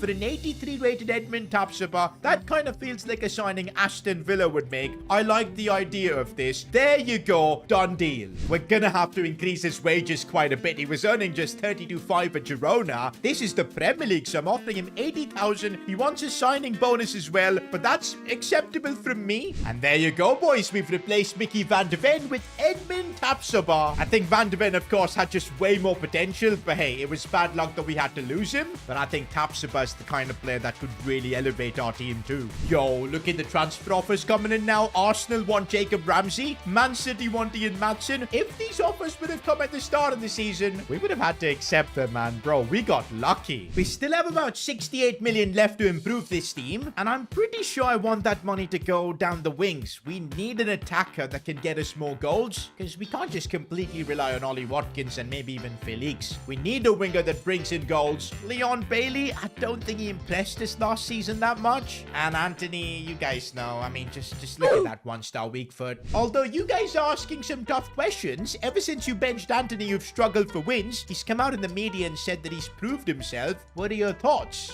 Proved himself as a fidget spinner? Because I remember the only big goal or big moment he had last season was like a tap-in against Man City, which is like fair play, and that's kind of more than what Leon Bailey has done. Do you know what? First Premier League game of the new season, let's give Antony a chance. I might regret this massively, but this could give me an idea if we do need an improvement down the wing. I still think we do. But also, guys, I want to play Jesse Perry instead of Felix for the season opener. The new Premier League season begins. We haven't really had a chat with the board about what our expectations are, but I'm sure they're going to want to aim for the skies. That's what this Aston Villa board does. But let's start off the season strong and see what we can do. And here's Antony. Okay, on a bit of a dribble, and he just missed the ball. Ollie Watkins, he's gone through. Nope. This guy almost just scored an unreal goal there. Our team is just all about him, it feels like. Last season, we were pretty good with the set pieces. Are we going to keep that kind of form up?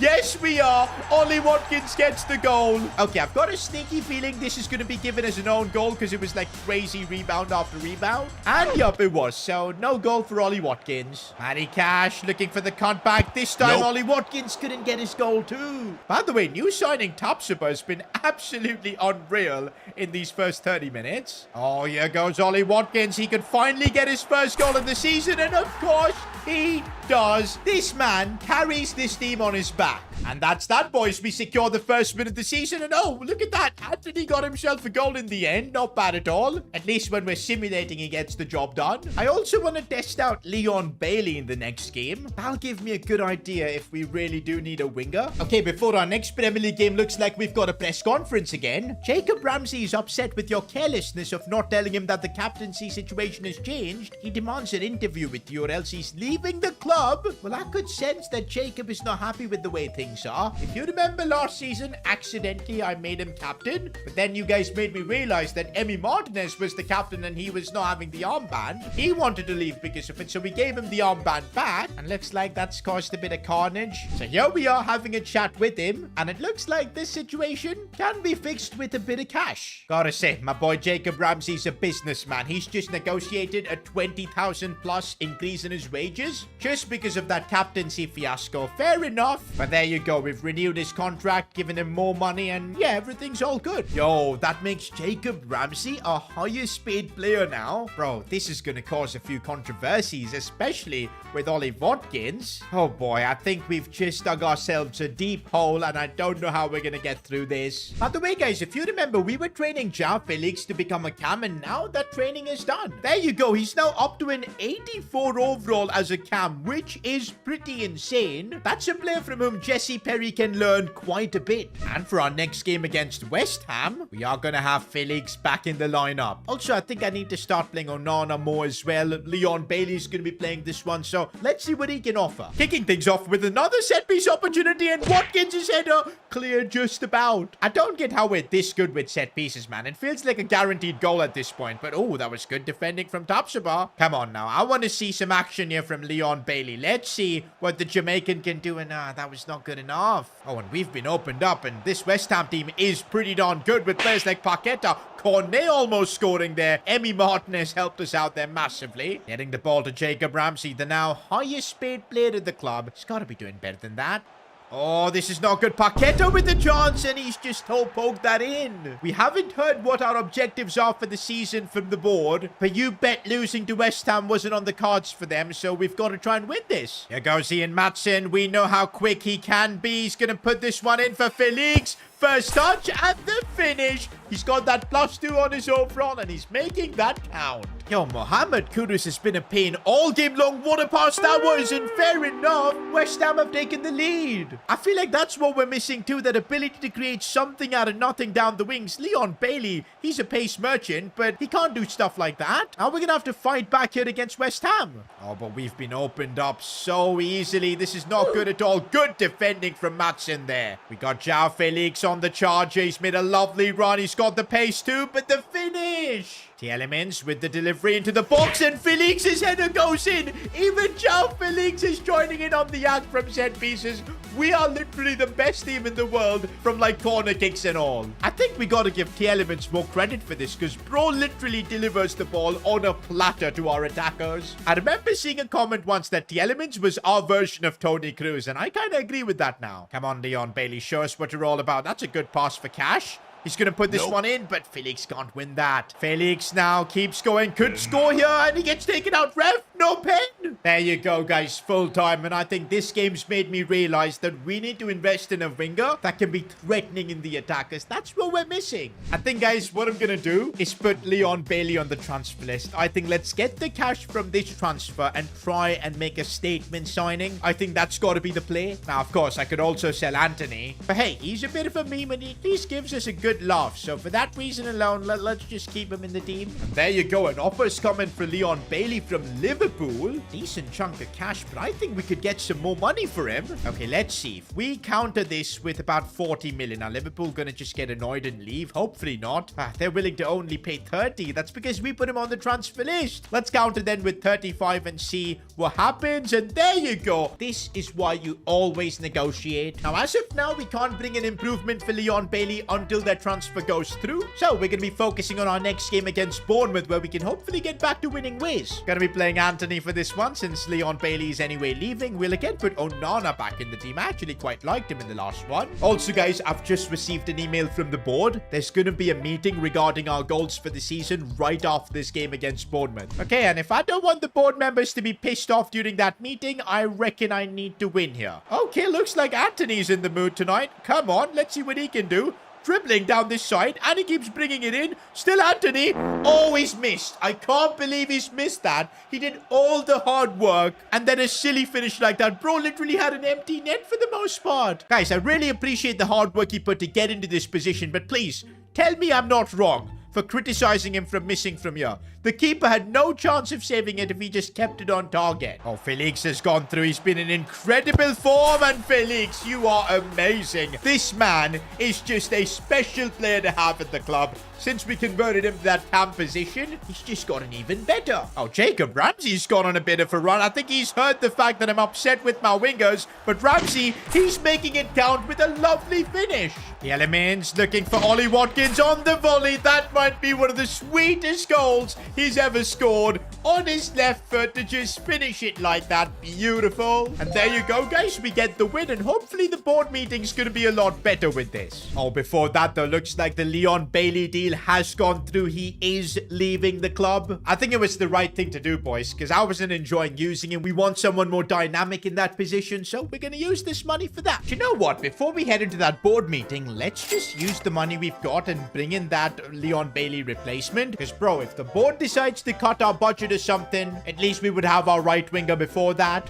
There is a certain player I really like. The Japanese Messi, they call him. Takefusa Kubo. He's already playing for Liverpool. The pace is there. He's the kind of player that loves to cut inside, get on his left foot, take shots. Oh, and look at all the play styles he's got too. This is the kind of player I want. And I think he fits right in our budget. Bro, let's get this signing done before the board meeting. That would be just insane. All right, how much are we going to have to pay for this? Let's try 53 million. First offer for Takefusa Kubo. No room for mistakes here, because if they reject this, we can't negotiate again. But thankfully, they've countered with 69.2 million. I think we could get this deal done for 60. This would be our second deal with Liverpool in this window, by the way. But there you go. They've countered with 62. We're going to stick with 60 because I think we can get the deal done right here, right now. And it's done. Is he going to be willing to accept a wage cut? And I think so with the signing bonus. Yes, indeed. And there you go. We've signed the Japanese Messi for Aston Villa. And soon we're going to find out why he's got that nickname. Let me know in the comments if you think Kubo is an upgrade to Leon Bailey and Anthony. Because, yeah, their ratings are all so similar. But I feel like Takefusa Kubo might come in with that X factor. So that's what I'm hoping for. All right. Now we've got this team looking really good. But the question is, what are our objectives for the season? Hey, Sid, although the board have decided to renew your contract this season, the expectations are even bigger. We expect you to fight for the Premier League title this season, which means a top 2 finish finish, and also in the Champions League, do what you couldn't do last season by reaching the quarterfinals. If you fail to complete these objectives, the board will have no choice but to sack you and replace you. Also, do let us know on how you're going to cope with the departure of João Felix. Wait, what? Felix is still here? And we've got just 1 hour left on deadline day. What does the board mean? Oh no, how did I not see this? When did this happen? João Felix has got a release clause of 60 million, and because we, I think, increased his overall, his market value went up and there's more of a chance of a club to pay that release clause. There is literally nothing we can do. With just 1 hour to go, is he going to leave? He was such an integral part of our team that's going to completely change the way we plan for the season ahead. I don't know how we're going to navigate through this. Signing João Felix for Aston Villa was by far the biggest transfer we've made. To have a player of his quality to build the team around was sensational. So imagine my shock when I found out that he had a £60 million release clause. And it was Chelsea who decided to pay that release clause on deadline day and steal our star player. There was nothing we could do about it. He had a release clause. Chelsea were willing to offer more money. This is the reality of managing a club like Aston Villa. And what's worse is that transfer pretty much occupied our deadline day, and now there is no time to bring in a replacement. Our squad has now been significantly weakened, but the goal from the board is still the same. We need to finish top 2 at the very minimum in the Premier League, and we also need to reach the quarterfinals of the Champions League. But is this even possible? I can't believe this, guys. We've got 98 million in our budget, but we're outside the transfer window and we cannot spend a single penny. I legit can't believe he betrayed us, man. Things were going so well with him here at Aston Villa. I mean, last episode he was your player of the episode too, scoring goals, getting assists, but now he's no more here. I think first thing we gotta figure out a way on how we're gonna replace him, because I think the only option I see right now is Jesse Perry, the next Jack Grealish, but giving a 72 rated player that kind of responsibility. Another option we have is playing Jacob Ramsey at cam. He can do that, but then we'll have to play Anthony in the starting 11, which I kind of do want to avoid for now. But man, that João Felix transfer has completely put us in the mud. We're so lucky that last episode we did sign Takefusa Kubo, so at least we've got some firepower in the attack. But yeah, the road ahead is going to be treacherous. Is this some sort of a sick joke? Why is our next game against Chelsea? I don't want to be seeing the face of João Felix so early on. Bro, that Chelsea team, they've got Van de Ven as well. We had signed him, man. How many players do Chelsea actually want? I don't get it. Oh, seeing Felix and a Chelsea kid is already pissing me off. Bro, we've got to beat Chelsea, man. Come on. You know what? The one player that can take up the mantle of João Felix is on number 10, Takefusa Kubo, and he just keeps running. The Japanese Messi could soon be one-on-one with the keeper. Can he take his chance? Yes, he can. We take the lead against Chelsea. We may not have been able to sign a replacement for Felix, but I think we've got one right here. Remember the name, Takefusa Kubo. Oh, but we've given Chelsea a chance, and we concede. All that hype around Kubo's goal completely negated. More than Kubo, I think what we need is Perry to really perform, but he's only 72 rated, a youngster, and he's been given such a tough task. It's gonna be tough. Oh, we're not in a good spot at all, but Pau Torres, what a challenge. Gonna have to go with a strong challenge once again. We're defending really well since we conceded. We just need to find that one breakthrough moment, and maybe it's Ollie Watkins on this attack that can get us that, but he's been put in a really tough spot. Can we still create something here? We're moving it around nicely.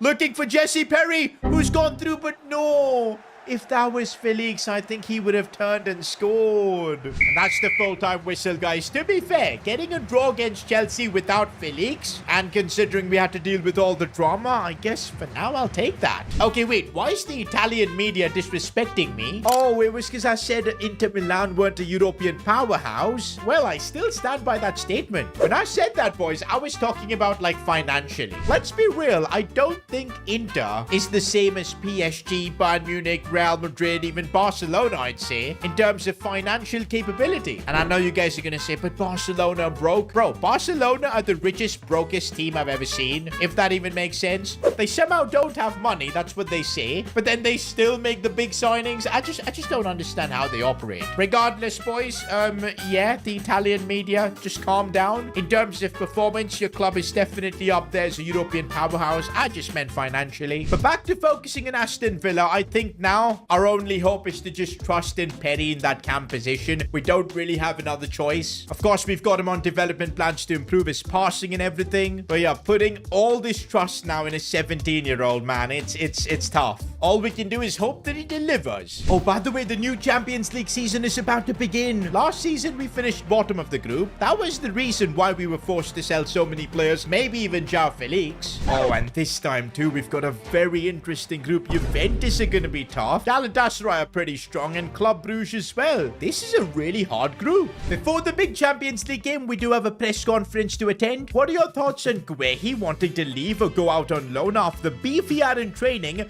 with the new signing Tapsoba? Well, I'm not surprised they've got a bit of beef because Tapsoba's come in and just taken away Guehi's starting spot, although we'd only signed Guehi to be backup. But you know what? I don't want to be showing any kind of favoritism to Guehi or even Tapsoba for that matter. Regardless, you guys can't be fighting in training. We're working towards one goal and everybody should be united. So, I'm making a statement in the Champions League, boys. I'm gonna bench Tapsoba, play Tyron Mings, and we'll put Tapsoba on the bench beside Guehi. These two can figure their problems out while we focus on the Champions League. Also, I gotta play Onana because it's been a while, and maybe Anthony as well, although I'm not sure if that's a good idea. This time in the Champions League, I want to start off strong. If we get a first win here, that could really set things up. And okay, we're playing some good football right now. Perry does really well, and now Reg, who we decided to start, is on the charge. We could look for a cross for Ollie. Big chance. And he's hit the post. I can't believe it. Fine margins in the Champions League, man. There goes Jesse Perry on the charge with his dribbling. And he sees the run of Ian Maatsen. That's kind of what we need, but Maatsen runs it wide. Do you know what, guys? We are seeing moments and flashes of brilliance from Jesse Perry, but he needs to be more consistent. I didn't even realize Anthony was playing this game until now. He finally gets a touch on the ball, and it's been, what, 60 minutes? Ollie Watkins, he's got space to run into, and this could be a big moment. Ollie Watkins keeps going. He's going to square it, and Jesse Perry, right place, right time. This could be a huge goal for his career. Probably the easiest one he'll ever score. Watkins did all the hard work, but it's a special Champions League night now for the 17-year-old. No, we've been opened up. Martinez, what a save. Galatasaray is still not done yet. They've brought their goalkeeper forward. Can we get the ball away? I think we do. Now, Tielemans could have an empty goal to score at. Nope. But he's so slow, man. No. Bro, if we concede, I'm genuinely going to cry. Martinez, what a freaking save. What is actually happening now? Their keeper has come up once again. Can we clear it away? We can't. I can't believe this, man. How are we ending this game with probably a draw? This is ridiculous. Bro, we just have absolutely no luck in the Champions League. There's just no two ways about it. A game that was won, we only get a point from. No surprises. Right after that game, I've just got a message from the board. If this season you fail to get out of your Champions League group, we will immediately terminate your contract. Bro, I'm not even surprised. If we get knocked out back-to-back seasons in the Champions League, in the group stages, I deserve to be sacked. Well, let's hope it won't come to that. Well, one good thing that did happen is that we've solved the issue between Tapsoba and Guehi. I think both of them being on the bench realized that the club is bigger. And for now, we're going to have Tapsoba as a starter because he's just the higher rated player. It's just business. For now, though, we've got to focus on the Premier League where we're also lagging behind a couple of points of Liverpool and Arsenal. But man, we've got Man United next. It only feels like we've got difficult games. One of the challenges we've got right now is to show that we can win without João Felix. We've so far in this episode failed to do that. Looks like a set piece is going to be our first chance to score. And oh, it's Tapsoba. It's Tapsoba who heads it home. I guess we made the right call benching Tapsoba in the last game because he's come in now, more of a leader, playing for the team. None of that fighting with Guehi, and he gets his reward with the goal. Jesse Perry.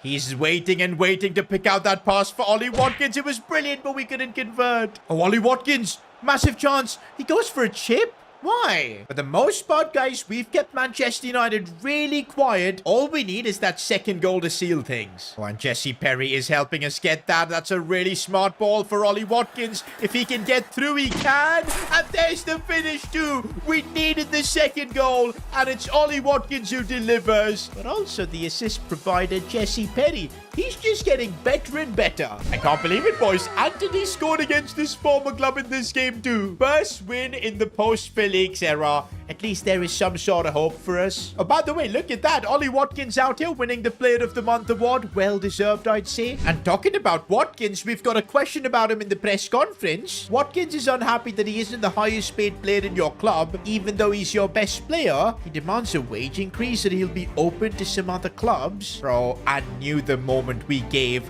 Jacob Ramsey a bigger contract, this was gonna happen. Right now, the situation is this. Jacob Ramsey's earning 120k per week. Ollie Watkins, 105. It's kind of unfair because Watkins has been the main guy for us. Look at that. 5 goals, 4 assists. He's even getting the assist now that Felix is, of course, gone. He deserves to get paid more, and I think we've got to do it. We'll also try and add a 1-year extension, but in terms of his wages, we'll give him 130k. I feel like that's a fair increase. He's gonna become the highest paid player if he does accept this, and he does. So Ollie Watkins, he's re-signed with us. That's awesome. But I'm actually wondering how Jacob Ramsey's gonna take this, because he might feel he's the young guy, the future of the club. He deserves to be paid the most. So yep, this is the situation right now. Let me know in the comments what you would have done. All right, Watkins, we've made you our highest paid player. It's now time you just help us get a Champions League win. We need the 3 points, because yep, our next game's gonna be against Juve, and let's be real, the way we've played, we're not beating Juve. But bro, what happens to us in the Champions League? Look at us already being pinned back.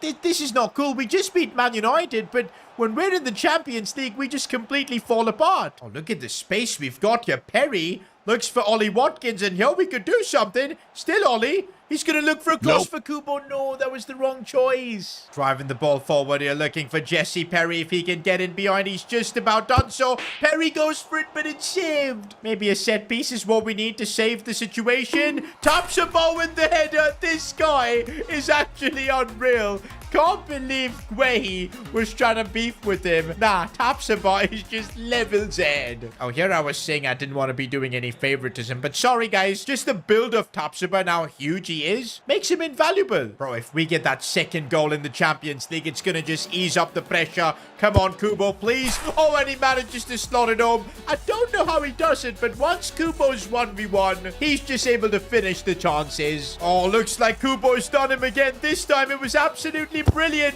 And 1v1, you cannot compete against Takefusa Kubo. And finally, guys, we get a massive Champions League win. Bro, just end the group stages right now. We're actually top of the group. Also in the Prem, we're top of the league now. Same points as Arsenal, unbeaten as well. Bro, everything is just way too perfect right now. I knew it, guys. I knew something was going to go wrong. Emiliano Martinez has suffered a sprained ankle injury and he'll be out for the next 4 weeks. Well, now 3 weeks. That's a good thing. Oh, but he's going to miss the Juve game and quite a bit more of action as well. And the only other keeper we've got as his replacement is Joe Gauchi, who's 70 rated. Bro, if you remember, man, in the first season, we did have a fiasco with the goalkeeper where we did have to sell Emi Martinez's backup keeper, who was actually pretty high rated. That was my fault. But hey, we are paying the price because we've got Gauchi starting in the Champions League against Juve. Bro, I don't know how we're going to win this game. I mean, if we can even get a point against Juve here, I'm going to be a really happy man. Hey, I think in this game, as long as we don't concede shots, we should be fine. And yo, Gauchi, I didn't expect him to make a save. Oh my god, we've given way too much space for Julie Alvarez, and this guy has so much talent, he's gonna punish you. Oh, we're looking to get a goal back. Perry with a bit of quick feed, but oh, how did he squeeze that in? I don't get it. Perry has just scored a wonder goal, but I have no idea how that happened. This might be the most mysterious goal I've ever scored. I'm still confused. He got control of the ball, took the shot. What happened? We need a better angle here. This will give us an idea. Oh, it took a massive deflection. I still don't know how the keeper didn't save that. Oh, and no, it's not an own goal. Perry has been given it. We move. Oh, and Takefusa Kubo heading it down for Ollie Watkins. Nope. I can't believe the keeper saved that. Oh, now we look vulnerable. I don't like this at all. Vlahovic, he made that look so easy. We didn't even have Emi Martinez who could help save that. That's full time and we take an L in the Champions League. We actually put up a really tough fight, but now without Emi Martinez, it was always going to be hard. And yup, we're feeling the loss of Emi Martinez even even in the Premier League, we get our first defeat. Bro, just one injury and that's put us fourth in the Premier League. Emi Martinez will still take another 3 days to recover. To be honest, we could risk it and play him against Juventus in our next game. What if he gets injured and his season's over? That would be just brutal. But yeah, this Champions League game is super important too, because if we lose, the pressure on us for the remainder games will be massive. Next episode, man, it's going to be big decisions as we try and keep fighting after Felix is gone, Emi injured. We're not giving up. For the first time as Aston Villa manager, I'm under tremendous pressure. You see, the Aston Villa board want us to finish top 2 in the Premier League, which as things stand, we're not doing. And also in the Champions League, they want us to reach the quarterfinals, which is also looking difficult after we took a massive L to Juventus. To make things more difficult, our first choice keeper and captain, Emi Martinez, was injured for a month. Our star player, João Felix, was stolen by Chelsea. And now we're left with only a young Jesse Perry to play in that cam position. And he doesn't have the stamina to play week in, week out. If by the 1st of January, we don't get into the top 2 of the Premier League and make it out of our Champions League group, my tenure as Aston Villa manager could be over. Guys, I'm feeling the pressure, man. We've got Juventus next in the Champions League, but look at the situation of my team. I don't think Dibu Martinez is available for this game. Do we just risk him with an injury? What if bro gets injured for another month? Also, there's absolutely no stamina on both our defenders for some reason. Thankfully, we do have Mings and Guehi, but look at this, for the cam spot, Perry is also on half stamina. Bro, if we make it to January without being sacked, I think we need to use this 97 million, bring in a cam, not because I want to replace Perry, but because we need squad depth in that position. Someone maybe with a bit of experience that can even nurture Jesse Perry to become the next big thing. I think that might be the play. But first, we need to get to January without losing my job. This is the situation we're in the Champions League. If we can get something out of this Juventus game,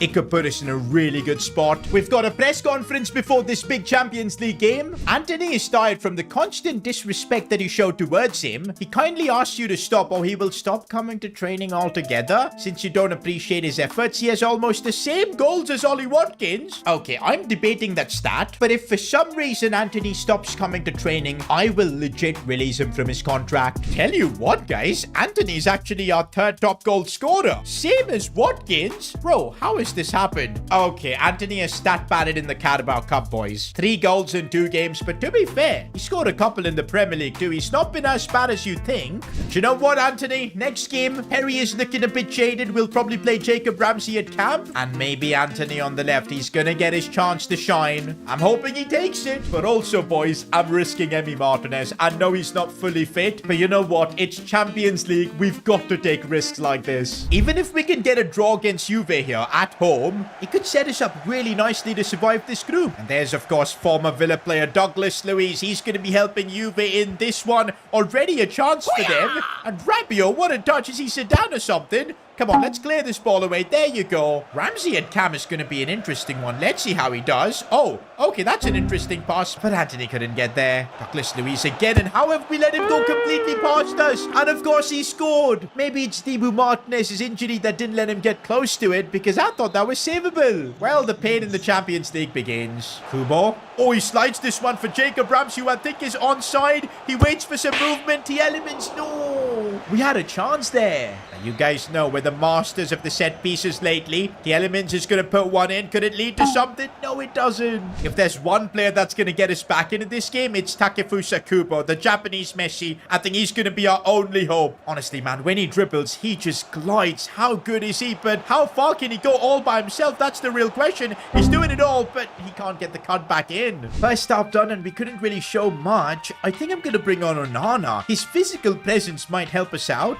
Oh, the Elements has seen a bit of space. Oh, he picked one out brilliantly. Tony Kroos-like, I would say. That's what you guys have been saying in the comments. He's our very version of the German sniper. The Belgian sniper. That's what we're going to call him after that. Bro, that might be one of the most important goals for us in this series, man. What a strike from the Elements. He picked that one out perfectly. Not going to lie, since Onana's come on, he's dominating this Juve midfield. Also, can I just say in this game, Tyron Mings and Guehi, both of them are backup centre-back pairing. They've done a fantastic job. Deserve a bit of credit. But yeah, let's not celebrate them too early because there's still 20 minutes left. We don't want to concede. Oh, Takefusa Kubo's got a chance. We could do something from him. What a cross. Anthony. Bro, what was that touch? And that's the full-time whistle. Honestly, this is our biggest Champions League result yet. A draw against Juventus. And I think it should put us in a good spot. We're second in our group now. It's really tight and open. I mean, any of the 4 teams can go through. But we've got Club Brugge and Galatasaray remaining in the Champions League. We can get out of this group. Now we turn our attentions to the Premier League as we've got Liverpool. Ah, look at their team. This is going to be another tough game. Bro, what's up with Pau Torres' fitness? How is he not ready and available for this game? I think I'm going to have to play Guehi again. And of course, you know Guehi and Tapsoba, they've been having a few fights, but I guess everything is all normal between them now. Also, we've got a press conference before we face Liverpool. Onana is absolutely livid about his playtime. He said if he doesn't play the next 10 games, he threatens to leave the club. Bro wants to play 10 games in a row. I mean, if I'm being honest, we have not given him that much game time this season. Just 5 games. And the way he's performing, he deserves to play more. I don't think Kamara is as good as him just because of the physical presence Onana provides. So there's that. Onana gets into the team. We got to play him for the next 10 games. I mean, I don't want him leaving at any cost. If we want to push for the title this season, these are the kind of games we need to win no matter what. Nope. Oh, there's Onana. What a challenge that was. That's why he's back in this team. And we've actually got a chance to do something here. Ollie Watkins looking for Jesse Perry with a bit of space. Oh, good ball for Jacob Ramsey. That should have been a goal. Jesse Perry. He's found a bit of space. Decides to go for it. That wasn't too bad. Oh, we've just been opened up right then. Mo Salah is too freaking good. We can't lose this game, man, especially if we want to finish top 2. In terms of chances, we have been the better team, so I'm sure we can create something here. Jesse Perry, he's got a bit of space, and that's saved again. Oh, we've just been opened up. Darwin Núñez, and it's off the post. That is a bit of luck coming our way. Need some more luck too. When Jesse Perry gets there, he releases it for Ollie Watkins. Has to score. Come on. We needed this goal early in the second half. No, Mo Salah off the post again. When we need a bit of luck, we are getting it. Looking for Takefusa Kubo, who's done Virgil van Dijk there. Still Kubo. Couldn't do much with the shot. We might still have an opportunity at Jacob Ramsey. Can he get the ball back in is the real question. Goes for goal, and that wasn't too far. With the Tielemans set piece, you just never know which one might work, but Alisson's too good. Although we could still do something here. Takefusa Kubo, what a save again. We really are pushing Liverpool. The set pieces keep coming in. Tapsoba's header. This is one of our trademark plays. Tielemans with the sniping cross, and Tapsoba delivering the finish. And that's full time, guys. What a fight back this has been from us. Look at that. We're using that result to build momentum. As things stand in the Premier League, at least we're in the top 2. So now we turn our attentions to the Champions League, where we need to get out of this group. Come on, a win against Club Brugge should all but guarantee us that round of 16 spot, I think. Oh, bit of space here for Jesse Perry, who's really getting better. Look at the skills there as he's getting the ball inside. Could actually score. Should have scored, but wait. Ollie Watkins finds a way to put the ball in the back of the net. We'll take that. Oh, but we've given away a free kick in a really bad spot. They're trying some sort of a set-piece routine, but they messed it up. A few minutes later. No, we've just been opened up so easily. I'm telling you, man, we're not guaranteed our round of 16 spot yet because teams like Bruges can beat us. No, we've been opened up. Dibu Martinez, huge save there. Bro, this game itself is not done, man, and we can't afford to lose. Oh, and there's a bit of space here for Takefusa Kubo, who's gone through 1v1. He does not miss. Takefusa Kubo coming up clutch for us. Oh, and now Jesse Perry's through as well. Club Brugge have thrown the kitchen sink at it, and it's going to cost them because Jesse Perry has sealed the game for us. This is a huge Champions League win. Because see, it's actually put a stop of the group because Juventus have bottled it, which means if we win our final game, we could top the group and get an easier draw in the round of 16. Oh, before that, looks like we've got some contract stuff. Oh, wow, quite a few contracts expiring. I do want to renew Enzo Baranecchia. Hopefully I've said his name right. I don't think so. But yeah, we'll give him a new contract, 2 years extension. Same with Tyron Mings. He's proven to be a really good backup option. So, okay, he does not want an extension. We're gonna have to negotiate with him. Honestly, we just need like a 1-year extension on his contract for squad depth purposes. And I don't want to increase his wages. In fact, maybe can I get away by decreasing it? Okay, yeah, but I've got to just pay him a signing bonus. That's fine. Another young player, we've got Kessler Hayden, but he's not that good. We'll still renew his contract. No harm in doing that. We're about to play our final group stage game, but look Look at the stamina issues. Good lord. Once we get to January, this is something we need to work at, man. Need to figure out some squad depth, because otherwise we can't balance all competitions. For now, though, let's focus on getting to the top of our Champions League group. It'll definitely ease up the pressure. Oh, look at the movement here. And there's Perry looking for Kubo on the volley. Oh, that might be one of the best goals we've scored in this series. Takefusa Kubo. This kid's a magician. Bro, if we're gonna do goal of the season contender, this might be it, bro. What a sweet volley it was. Takefusa Kubo is honestly a game-changing player. Look at him just keep going. Tries the chip, but that was a bit too much. Can we clear this set piece? And no, we make a mess of it, and Mertens has scored. This game is not done yet. Watkins has gone through an assy space for the cutback, and we've made it work. Jacob Ramsey with the finish. We've got the advantage. Let's not let go of it. If we get one more goal, it could completely settle this game, but Navas? Bro, Galatasaray have got a good team. Oh, and Takefusa Kubo just keeps going, and there's the finish. That should settle the game for us. Kubo, you are special. With that, guys, we are top of our Champions League group. Compared to last season where we were bottom and had to deal with the consequences of that, this is so much better. Also got to shout out Takefusa Kubo. This guy has changed this team. He's taken that leader role that João Felix's departure had left. And you guys voted for him as your player of the episode too. And let's go, boys. We've made it to January. One of our board objectives was to get out of the group, which we've done. But the other was stop doing the Premier League. Have we pulled that off? Yes, we have. We're actually top of the Premier League after halfway through the season. Bro, I'm not kidding. We could pull off something special. Okay, I've just got an email from the board. Hey, Sid, we're delighted with the progress this season. And unlike last time where you were forced to sell players, no such restriction this time. Feel free to use your budget. Upgrade the team as much as you can, because we believe winning the Premier League is possible this season. And there you go, boys. We're free from the shackles. It looks like we can keep our squad as is, and we've got 96 million to make more improvements. Oh boy, this could be one of the most important January windows. And I think the first signing we gotta make is a new cam. Not because Jesse Perry isn't good. If you've been watching him, he's improving constantly, but we need more depth in that position, especially if we want to compete in the Champions League and the Premier League too. Plus even Carabao Cup, because we've somehow made the semi-finals. And you know who I'm thinking? It's a signing you guys have been wanting me to do for so long. Jack Grealish. Now hear me out. I know he's 30. Someone experienced. Someone who's won the Premier League. He's the kind of player that can also improve Jesse Perry. He's 85 rated. And by the looks of it, it seems like we could get a good deal on him. I don't know why. His contract isn't expiring. But yo, if we can get him for like 40-45 million, that would be genuinely an unbelievable deal. Let's start with 42 million. Come on, Pep. Are you going to let us have Jack Grealish back at Villa? He is. Bro, that is an unbelievable deal. Oh, it's definitely awesome to see Jack Grealish back in the Villa offices. We're gonna have to make him our highest paid player though, which is gonna be controversial. You guys know already Watkins and Jacob Ramsey have been fighting for that spot. But nah, Grealish is the prodigal son. He's returning back to Aston Villa, the club where he developed to this level. I think he deserves to be the highest paid player. So we can't offer him Man City-like wages, but we can give him 150k per week, which I think is really solid. And he agrees. We've actually done it, boys. A signing I've been wanting to pull off since day one. Jack Grealish is back at Villa. We're gonna need to convert him to a cam, which I'm hoping is possible. There you go. Should only take a couple of weeks. He's more suited to that position. I'm not gonna lie. I think Jesse Perry's gonna end up learning quite a bit from Grealish. Roy's already giving interviews about being back at Aston Villa. That's cool to see. The push for the Premier League begins now, as here's Jack Grealish, and we're already seeing how good of a dribbler he is.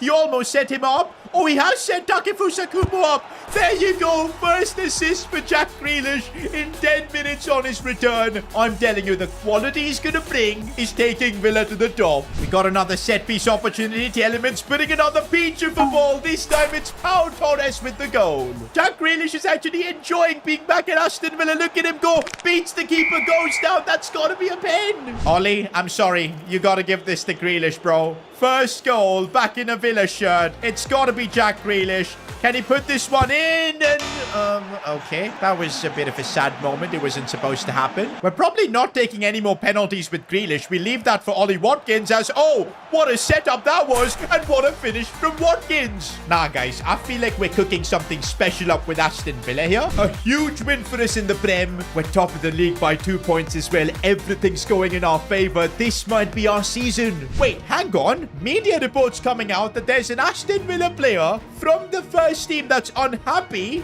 and is desperate to leave. He's also refusing to attend training sessions and has submitted a transfer request. Not when everything's going well. Who on earth is this player? For the first time since I've become Aston Villa manager, everything's going according to plan. We were able to bring back club legend Jack Grealish to Aston Villa. We're also playing some incredible football. We're top of the Premier League, and we even topped our Champions League group. But now rumours are breaking out that an important first team player at Villa is completely unhappy with the situation. The said player has been giving interviews about leaving the club, and also he said that he's not going to attend any more training sessions. Could this be Ollie Watkins, our top goal scorer? Surely not Jack Grealish. I mean, he's just joined. Can't be Captain Emmy Martinez, but who on earth is this player? Well, it's just been revealed that the unhappy player is none other than Boubacar Kamara. He's unhappy with not being one of the first names in the team sheet, and the truth is we have been prioritizing Amadou Onana over him. And okay, I've just got a message from Kamara. Boss, let me be clear. If I'm not a guaranteed starter this season, it's better you just sell me. And that's it. That's all that Kamara has given us. I think we're at a point now that we're gonna have to make a decision whether we want Amadou Onana at the club or Boubacar Kamara, because I don't think both can be kept at the club. They both want to be starters, and I'm gonna have to make a really difficult choice. And you know what? The physicality of Onana being 6'4", an absolute unit, I think I'm choosing him. And that means Boubacar Kamara, we're putting you on the transfer list. And wait, what? Bro already had a transfer lined up? Look at that. Man United have signed Kamara for 50 million. I literally put him on the transfer list like a second ago. I think no matter what we did, this guy would have betrayed us and left. Well, at least we got 50 mil for him, and I think I'm glad we trusted in Onana. Oh, but look at our budget now, 99 million. And with Kamara gone, we need to reinforce this squad. Because guys, remember, the goals are still the same that we have. Top 2 in the Premier League, reaching the Champions League quarterfinals. For that, we're gonna have to make improvements. Okay, we've got a press conference now. Rumors are surfacing that Ollie Watkins is complaining about the amount of games he plays and a lack of backup striker that is close to his level. This is the first time a player is complaining about having to play more games. To be fair, we've practically played Ollie Watkins in every single game this season, and he has delivered 18 goals in 30 games. But yeah, I think he needs a bit of squad depth. Wait, didn't we have Cameron Archer at the club? I do remember signing him. Oh wow, he's joined Southampton. Well, he's made this transfer in real life, so it makes sense that it's happened here as well. But I think Ollie Watkins is right. Overall, we do need to work on our squad depth quite a bit. A backup striker would be nice. And I also think maybe if there's time, we could improve that right back position, because Matty Cash, he's decent, but we could do with someone better. Oh, before we get into all the transfer madness, we've got a chance to win a trophy. It's the Carabao Cup. We're in the semis against Spurs. And since it's the Carabao Cup, we are rotating the team quite a bit. Come on, man. Spurs and trophies don't get along so well, so let's take advantage of that and knock them out. These are the kind of games I want to see Jesse Perry shine. What has he learned from Jack Grealish? Maybe taking a strike from distance. Oh my days, Jesse Perry with one of the best goals of the season from the academy. That is sensational. Belgian sniper Yuri Tielemans driving the ball forward, looks for a smart ball for Ollie Watkins. We could get another goal here. There you go, 2-0 in this Carabao Cup semi-finals. We could legit wrap up this tie if we score another goal here. And Ollie Watkins is through once again. He could be getting another one similar to his first. It's done. We've absolutely thrashed Spurs. Even though we had Kamara leaving a bit of chaos in the dressing room, we're still playing at an incredibly high level. Okay, wait, I just simmed the second leg and we almost got knocked out. But hey, our first leg result was enough and we're gonna be in a Carabao Cup final. Could be the first major trophy of my Aston Villa era. But before that, we've got a couple of days to prepare our squad for the season ahead. And don't forget, we've now got Carabao Cup, Champions League, Premier League 2, maybe even FA Cup. Gotta make some improvements quickly. And you know what? I think I found the perfect striker to be a super sub to Ollie Watkins. Ademola Lookman. 28 years old. He's coming in with a ton of experience. Look at all the play styles he's got. The pace as well. Bro, he could actually compete with Ollie Watkins for being a starter. And you know what? I think if we want to become the world's best club, we need squad depth. We're doing this, boys. I think a player like Lookman could add so much to our team. All right, what do we offer here? We don't want to get rejected, so I'm going to go with the 37 million offer just to start things off. And they instead want Jacob Ramsey. There's absolutely no way I'm agreeing to such a swap deal. We'll just up our offer to 38 million and see what they say. And they're willing to work with it. Let's go. We're offering him 80,000 per week, which I think is a solid contract offer, but he wants a signing bonus. I can definitely work with that. And looks like he's eager to return to the Premier League. So just before deadline day, we're reinforcing our squad with a player like Lookman. He's got the talent to even play on the left. Of course, can play at striker. I think we've got ourselves a really good buy. I know it's transfer deadline day already, and I still want to sign one more player, preferably a right back. We do have 64 million. We could go in for a really good player in that position. We've got Wrench already at the club, so I'm not looking for someone backup. I'm looking to straight up replace Matty Cash. I think his time at the club has come to an end. And honestly, if we can get Pedro Porro from Spurs, bro, that would be a ridiculously good signing. I think we should have the budget if we especially put maybe Matty Cash in a swap deal. Okay, let's see what we can do here. Putting Matty Cash in this swap deal, chucking in 25 million as well. Is that going to be considered a good offer? It is. They do want Matty Cash for 30 million as well. I think I'm willing to do this. Pedro Porro would be a really good upgrade for the team. There you go. And since we've got the money, I don't think the contract is going to be much of a problem. We will offer Porro a solid contract. Let's say 110,000 per week. Not bad at all. And he's accepting it. And there you go. We've just signed Pedro Porro. Not gonna lie, this has been a crazy transfer window. We've signed Grealish, Porro now. Of course, Ademola Lookman. But that's what you need to do if you want to be fighting for the Premier League, the Champions League, the big trophies. And that's it, guys. The transfer window is done. Whatever improvements that needed to be made, we've done it. This is our team. Are we gonna be good enough, though, to win the Premier League is the real question. As things stand, we are top of the league. 47 points. With the game in hand as well. But we've got a couple of tough games coming up. Arsenal and Chelsea. And with just a gap of 2 days, we're gonna have to rotate our team quite a bit. You know what? This is the opportunity to start players like Lookman, give them a chance. We'll also need to rotate our backline quite a bit. They're looking tired, but I think the rest of the squad should be fine for this game. I'm really excited to see what Ademola Lookman can actually do for us, because if he clicks, we'll have 2 forwards that can score goals for fun at this club, and bro, that would just be insane. Guys, Arsenal are a serious club. This is not going to be an easy game at all. Onana's doing well to block the attacker, but now they've got Martinelli on the charge. Pedro Porro is making his debut, but he got beaten easily there, and now it's a chance for Odegaard who goes for goal. Martinez against his former club making the save. These could be the deciding games on whether we'll win the league. We need to show that we can beat teams like Arsenal. And here's new signing Ademola Lookman. Finds Jack Grealish, and now he's taking the ball forward for Takefusa Kubo, the most talented player in our squad. And when he dribbles, there's not much you can do, but his finishing there for the first time kind of let me down. Okay, you guys know we are monsters with the set pieces. Are they going to work for us again? Nope. Oh, Nana's header saved. Oh, Lookman might have a chance here. Goes for goal, and it's off the post. Jack Grealish linking up with Lookman. This is the football we want to be playing. Ian Maatsen now is through on goal. Is he going to go for goal himself? He is, and he puts it home. What a play that was from Aston Villa. I'm telling you guys, we're playing liquid football these days. We're honestly looking unstoppable. This is one thing about Grealish. It's so hard to get the ball off him. Plays it back for Tielemans. He goes for goal. Oh, that was just simply sensational.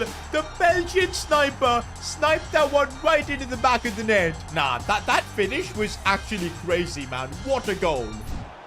No. We give a goal back to Arsenal. They're still fighting. Here's Pedro Porro, new signing on the ball. He could whip it across. He's done exactly that. And Lookman with the header. Our new signings have just combined to guarantee us the win. Nah, this was just the perfect result. And we're actually top of the league. 3 points clear of anyone else. I know we're in a position to start getting excited, but nah, let's not do that just yet, because our squad depth is going to be tested against Chelsea. Look at that, boys. Kubo isn't going to be fit for this next next game, we're gonna have to play Anthony. Onana isn't fit, and this is where is Kamara's departure gonna end up costing us. We're gonna have to play Barenikia, who I've never used before, and whose stats just look mid. Like, he looks like the definition of mid. We don't even have a backup option for T-Elements. I think, yup, this is the squad we're gonna have to play. But if we can still come out of this game as winners, that puts us right up there as the favorites to win the Premier League. Here's Barenikia, and actually, he feels good on the ball with a good pass as well. Maybe I underestimated him. And on the charge we go. Jack Grealish dribbling the ball. There isn't much you can do when he's doing that, but the block comes in. Oh, we've been opened up by Chelsea, and Martinez forced to make a big save. Already does feel like our squad is a bit tired from that Arsenal game. So, yup, it's going to be a big test. Here goes Anthony. He could be the key to everything. I can't believe I'm saying that, but he's found Jacob Ramsey really nicely. But we missed it. Jack Grealish, when he dribbles, there isn't much you can do. He keeps going. Still, Grealish needs a bit of support. It comes, but Anthony couldn't do much with it. Now on the other side, we're dealing with Chelsea, and that was so close. The Elements with the delivery. Ollie Watkins' header. It had to be a set piece that unlocks the game for us. Guys, I think the Elements deserves his flowers, man. The amount of times he ends up saving us with a beach of a ball from a corner. It's just crazy. By the way, guess who's playing for Chelsea, boys? João Felix. Wonder how he's feeling about seeing all our success. Oh, Felix has a chance. He squares it off, and Martinez with a big save. Nah, I didn't want to be seeing Felix get an assist and ruining our night. But look at that. Chelsea, they're going for the win here, bringing their keeper forward, and it's somehow saved again. Bro, we're showing unbelievable resilience in this fixture right now, but there's still more to be done. Let's clear the ball away, which we have. And now, Anthony could run and score on an open goal. If he's got the pace, that is. Keeps going. Still Anthony shoots. It's an empty net. And he's actually scored. I cannot believe Anthony ends up being the man to score a goal from like 40 yards. We'll absolutely take that. That's full time, boys. We've legit shown champions resilience in this game. It's starting to look like nothing can stop us this season. We are now 4 points clear of any other team in the Premier League. It's just crazy to think about it. We've got the best scoring team in the league, the best defensive team in the league. It really is all coming together. But now, though, it's time for Champions League action. Remember, our goal in the Champions League is to make it to the quarterfinals. Something we failed last season, but this time around, I intend on making it happen. And in the round of 16, we've drawn RB Leipzig. That's a draw. I think we can make work. We can knock them out. Again, some fitness issues. This is the only thing that's holding us back, but I'm still going to be playing Onana for this one. Here we go. Champions League nights for Aston Villa. This is what I've been waiting for. Wait a minute. Is that Rasmus Højlund playing for RB Leipzig? How have they pulled off a transfer like that? Cross comes in. Looks like we've dealt with it. We shouldn't underestimate a team like RB Leipzig, boys, because in the Champions League, anything goes. This is what Pedro Porro can bring. A lot of quality down this right side. What can he do? The delivery's perfect for Watkins. We should have made it 1-0. But we've got another set-piece opportunity, and Elements with the delivery. The header is brilliant, but it's off the post. Jack Grealish maybe trying one out from distance and pick that one out.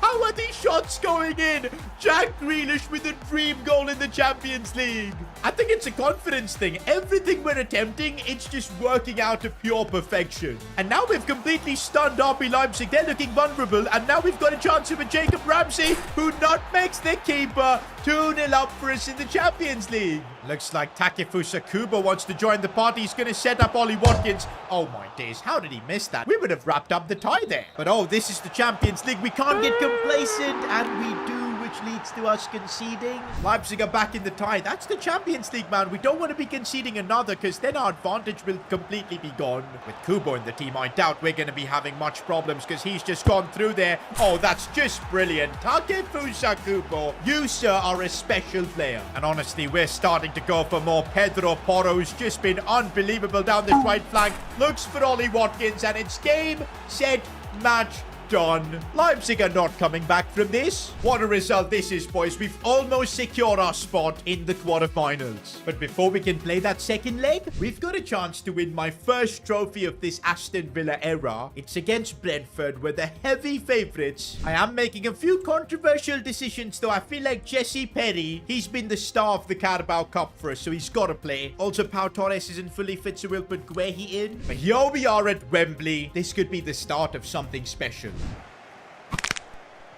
Ooh, that's a bad challenge on Perry. A yellow card already for Brentford. I see how they're approaching this game. I think that's the only way Brentford can compete with us. They're going to be super aggressive. But I don't know how Brentford are going to handle all this talent that we've got. Takefusa Kubo spins the defender, looks for the elements, who scores in the final. It's actually fitting that it's him getting the big goal for us. One more goal and the final will be settled. Ollie Watkins finds Jesse Perry. This is our chance, and Perry hits the post. That could have been it. And that's it, guys. Ultimately, that one goal was enough. It's Emi Martinez lifting the Carabao Cup, the first trophy of my era as Aston Villa manager. And I'm sure this is going to be the first of many. I know we've just won a trophy, but we can't afford to slow down. We've got the Champions League round of 16 second leg, but look at the advantage we've got. I'm confident we're going to get through Leipzig. Oh, but look at the fitness issues we've got here. We're going to have to make quite a few changes to the team, but I'm still confident we'll get the win. And if we go through, we complete one of our board objectives of reaching the Champions League quarters. And there you go. A draw in the second leg is enough to do that. But wait, in the Premier League, we've dropped down to 4th? How did this happen? I guess it's the focus on Carabao Cup and Champions League, but truth be told, we've got a game in hand over Liverpool and City, so we should be ahead of them. Man United, though, they're going to be a real challenge.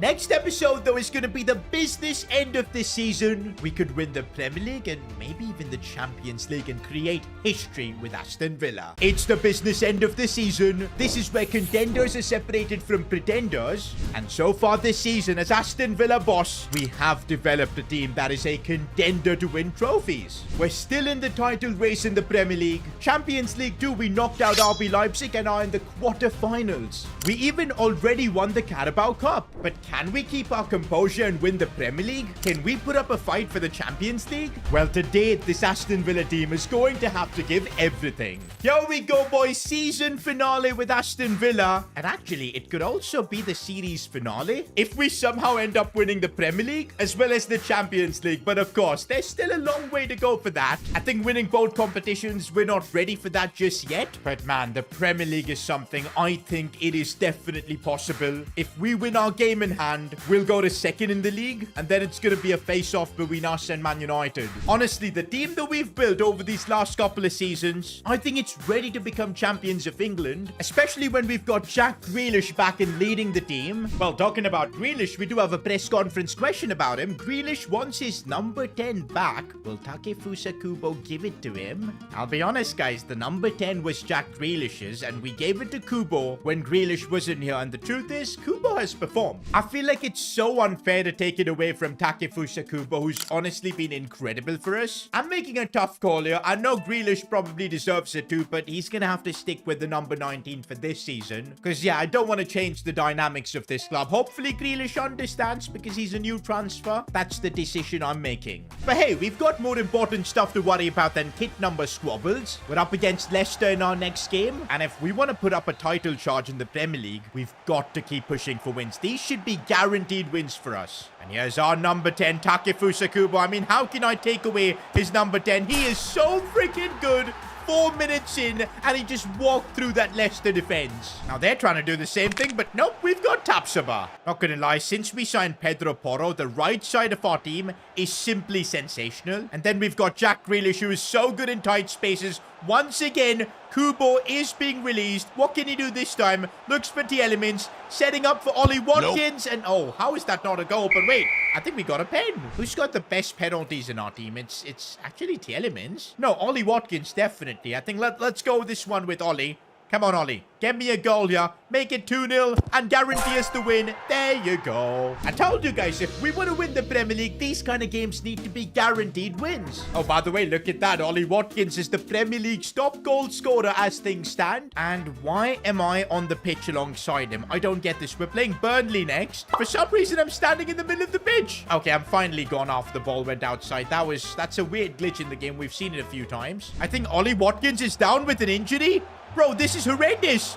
Yo, we might still score. Kubo scores, but I think Ollie Watkins is injured. Bro, I don't even want to celebrate here. Kubo, don't celebrate. Stop. We've got a man down. Bro, Kubo, you're a bit shameless for this, dude. Just stop celebrating. Yup, Ollie Watkins is actually injured. Bro. And it's a direct injury, so his season might be over. We were just talking about him winning the Premier League Golden Boot. We're so lucky we signed Lookman. He's gonna come on. But this could really cost us in our title race. Okay, let's just focus on securing the win here, and then we'll worry about the injury. Grealish looking for Kubo. We're making it look easy. Takefusa Kubo looking for that space to shoot. It's Duke. He's just too good, man. This time he can celebrate. But there you go. The game's been wrapped up. We've got the win. But the important thing is Watkins' injury? No. He's out for 4 months with the LCL injury. I can't believe this. His season is literally over. And look at the stats he's been having. 26 goal involvements in 28 games, 22 Premier League goals. He was gonna win a Golden Boot, but with that injury, it's all over. That is honestly one of the biggest setbacks we could have had. The good thing is we still find ourselves top of the Premier League with 67 points, but it's gonna be a real tight fight without our #1 goal scorer. And we're up against Manchester City next. Oh no, and Lookman has no fitness for this game. I don't like the situation we're in. We're gonna have to make so many changes in this game because of stamina issues. I think what I'm gonna do is play Kubo at striker. We'll have Anthony play down the right. And yeah, that's gonna be our makeshift lineup for this game. The season has suddenly taken a very dark turn, boys, and now we're in a must-win game against City to keep our title charge going, and we don't have our strongest 11. It's really tough to deal with, but hey, we can't make excuses. Injuries are part of this sport. We do have Anthony, though, who you guys have been wanting to see do well, and we get a free kick thanks to him. A booking for this guy. You know what? Tielemans has been banging in some insane goals, and if he bangs in a free kick from here, that might be one of the best things he's ever done for this club. Tielemans, and well, he just hits Doku's face. Maybe it's part of his plan to earn us a set piece from which we could potentially score. We almost did. Oh, Haaland is through, and Martinez making a big save. We're gonna need him in these next few months if we want to win the Prem. Oh, but Haaland again, and this time we couldn't stop him. Without Ollie Watkins, the team does feel a bit broken. We've lost one of our leaders, but we gotta still keep fighting. Oh, Grealish has dribbled past everybody. Goes for the chip, please. No, it's cleared off the line. Oh, this could be our chance. Anthony with a good release for Jack Grealish. Massive chance, and he's in it straight at the keeper. Rebound as well missed. This is where we're missing Watkins' finishing, man. When we need the elements to put in a world-class delivery. Could it be the moment? It is. I can't believe it. How does the elements do it? Always. Found Torres with the goal, and we're getting something out of this game. Bro, this might be the series where I've scored like the most set pieces. It's actually mental. Actually, we could still possibly go for a winner here as Jacob Ramsey has completely gone through. He's going to square it for Grealish, and there's the winning goal. Grealish against his former club. This Aston Villa team, man, is something special. Without our talisman, we're still fighting. Okay, no. What a save from Martinez. Bro has legit saved us the win here. Oh, this angle is even crazier. What a guy, Martinez. And that's full time, boys. This feels like a monumental win for us. For the first time, guys, we're 3 points clear as the Premier League leaders. Just 7 games to go. We can pull this off. Meanwhile, though, the Champions League draw for the quarterfinals has been made, and we're up against PSG. The draw couldn't have been any tougher. If you remember the objective we had from the board, it was to just reach the Champions League quarterfinals. We've done that, but I feel the kind of form we're in, could we actually push for something beyond? Well, it's gonna be tough because, again, look at the stamina of players. Champions League quarterfinals, and I'm gonna have to bench Grealish. We're gonna have to play Tyron Mings, Philogene. I can't believe the changes we're having to make. I've got to figure out a way to get the stamina issue sorted. I'm still gonna start the elements in Onana because I don't think we can do without them. But here we go. We're up against a PSG team without Mbappe, so maybe we can get at them. Can't believe Jaden Philogene, who's barely played this season, straight away gets into a Champions League quarterfinal. And okay, PSG look like a serious team with Renato Sanchez on the charge, but Tyron Mings, whenever called upon, does the job. And now Perry has gone through here. Okay, go on, Jesse Perry. Keeps going. Nope. Strikes it well, but Donnarumma saw that one coming. Ademola Lookman, there's a reason we signed him to be that Ollie Watkins backup. Can he do something from there? Donnarumma again. For the most part in this first half, we've had PSG covered, but now they've got a set piece. They're taking it short with Çalhanoğlu. we, well, get beaten quite easily there. This is not good. Colomwani with the chance. I go sliding in. Risky, but we got away with it. Oh, Dembele's broken through. The pace is crazy, and the cutback, there was nothing I could do. We're going to have to fight back now in the Champions League. PSG just keep coming at us, man. This is dangerous. We're defending well, but we need to be the ones attacking too. Oh, Jesse Perry has fought through there. Could give us some sort of hope, and he does. Jesse Perry with one of the biggest goals of his career. This gives us a fighting chance in the Champions League. Considering the team we fielded, I will absolutely take a draw. But you know what, guys? We need to figure out this injury problem we're dealing with. And I think it's because, yeah, look at that. Pau Torres was on performance focused. It was impacting his fitness. They all should be, I think, on energy focused. That's the right one. Hopefully this sorts things out for us. But I'm not taking a chance, guys. Our next game against West Ham, I'm going to rest a lot of players. Bro, look at this lineup. Anthony's playing in striker. Gotta do it, man. We need our team fully fit for the Champions League, and we still actually won with Anthony scoring a brace. Bro is becoming a cult hero somehow. Oh, it does feel good that we can field our strongest 11, of course, without Watkins for this PSG game. But is it going to be enough? That's the question. We're playing PSG in Paris. We win this game, we're going to be in a Champions League semi-final. And PSG already on the front foot. We're getting the blocks in. I think we're going to have to do a lot of defending tonight. Grealish. Could be a chance to get the lead in this tie, and Jack Grealish does it. Guys, I'm now feeling that we can maybe knock out PSG. Oh, but they've got Pedri. I didn't even realize what a save from Martinez. And PSG still have a massive chance. Martinez again. Well, he might have to save us again, and that's 3 times within like 2 minutes. Oh, the Elements flicks that one. Goes for goal. Loose ball falls for Lookman. He's put it wide. I can't help but think if that was Watkins, it could have gone in. Wait a minute. PSG had Nico Williams too, and he's running at us now. Cuts it back for Ramos.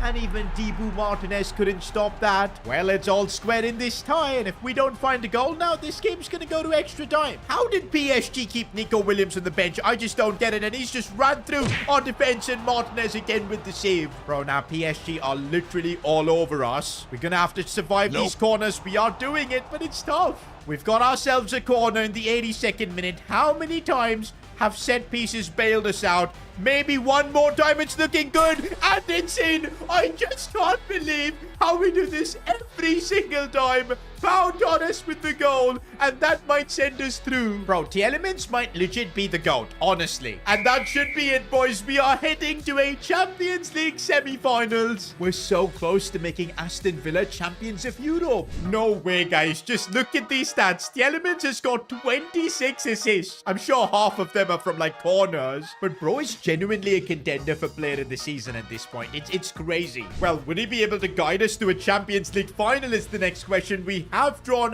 Real Madrid. This, I guess, is the ultimate test, because look at the team we're going to be up against. And we're going to have to do this without Watkins. Pau Torres suspended as well, but we have depth there, so I'm not too worried. And there's our first visual of the Champions League. I think in a game like this, it's going to be the fine details that decide everything. Oh, Vinicius Jr. on the attack. Kylian Mbappe's first shot. We dealt with it well. But I can already feel this tie is different. Real Madrid are different gravy, especially in the Champions League. Look at the pressure they're putting us under. And they could do something here. Kylian Mbappe's going through. He just stopped. He literally just stopped. Well, that's a very lucky moment for us, because now we can attack as Ademola Lookman has gone through against Real Madrid. Lookman.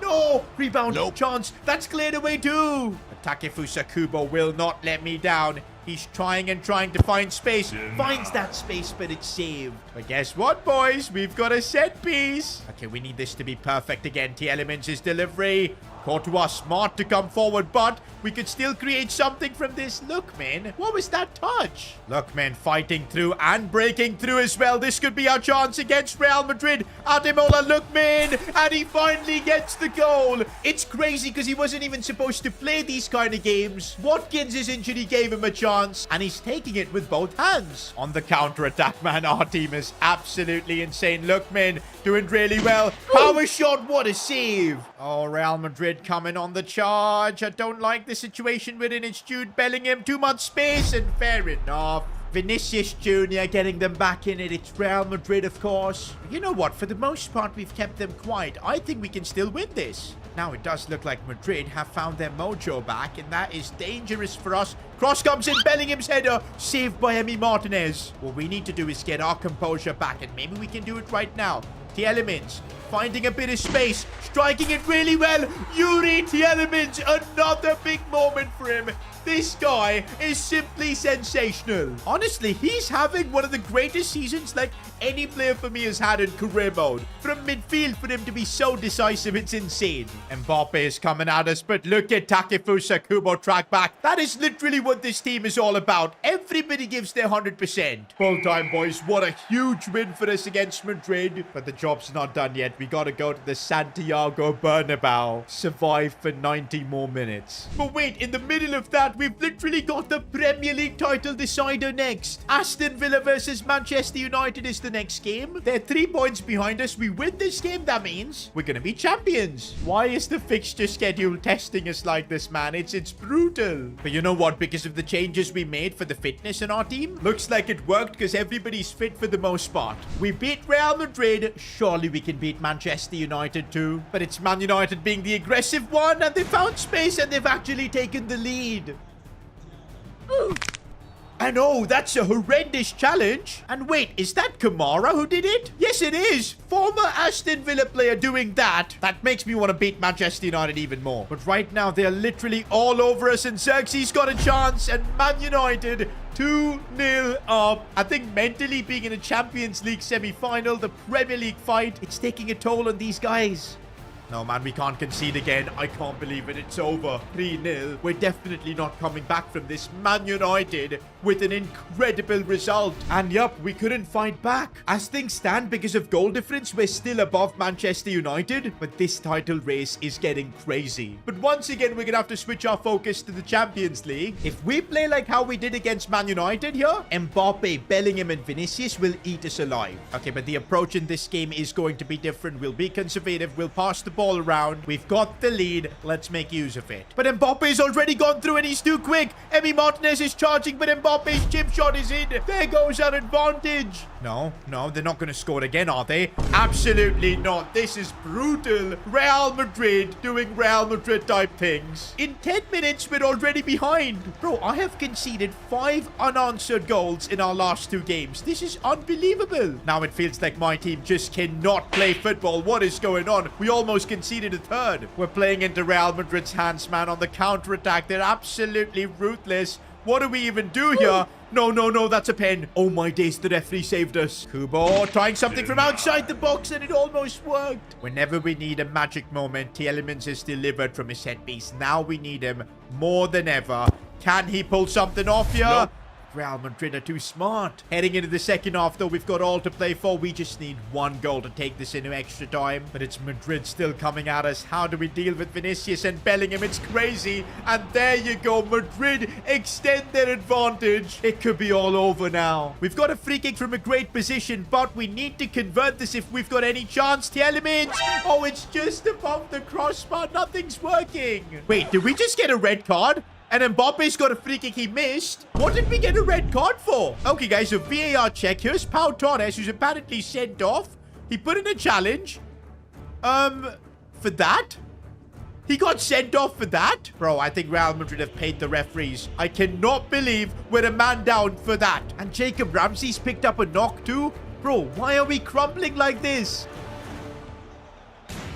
And there you go. Vinicius kills this game off. It's done. Humiliation in the Champions League. I can't believe this actually happened, boys. Like, at the start of the video, I said that we're either contenders or pretenders. But now we're really looking like pretenders after what we've done. Thankfully, Ramsey's only going to be out for 7 days. But why is everything just crumbling? We could have been here in the Champions League final against Liverpool. But man... For now, though, let's focus on winning the Premier League because we absolutely can't bottle this. We've got 3 games left, but one of them is against Liverpool, and you just saw they've made a Champions League final. And we're the ones visiting Anfield. And by the way, Pau Torres, you're getting benched for this game. You're too tired anyway, and I don't know how he got sent off. Do you know what? I want to see a big response here from Aston Villa. We've got to show that maybe we've had a couple of off games, and we're still really, really good because we can't afford to bottle the Premier League from here too. But looks like that is what we're gonna do because we've already conceded. I cannot believe what's happening at this club. Guys, there's no pressure even from the board because we're most likely going to complete all our objectives. They're not going to sack us, but we've literally got a once-in-a-lifetime opportunity to win the Premier League and we're throwing it away. Grealish, we need you to lead this team and that's what he's doing. Jack Grealish, please get the ball in. Let's go. We'll take it. I don't care how we got the goal. It matters that we got it. Our first goal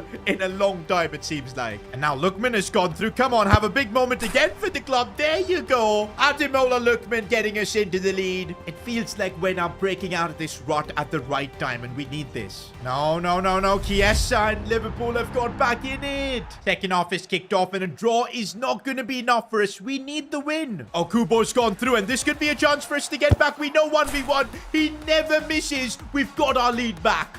Matson has gone through, and no, he's put it wide. We could have killed the game right there. Oh, Ferran Torres. No, it's off the post and in with 9 minutes to go. Bro, we might have bottled the Premier League right there. Ah, Jacob Ramsey's injury. We are missing him. This could be one of our last chances of the game, and the ball is with freaking Pau Torres. How am I supposed to do anything here? He does do well. Finds Takefusa Kubo. This could result in something. Kubo looking for Jaden Philogene. He's missed. I can't believe it. And that's full time, boys. It's over.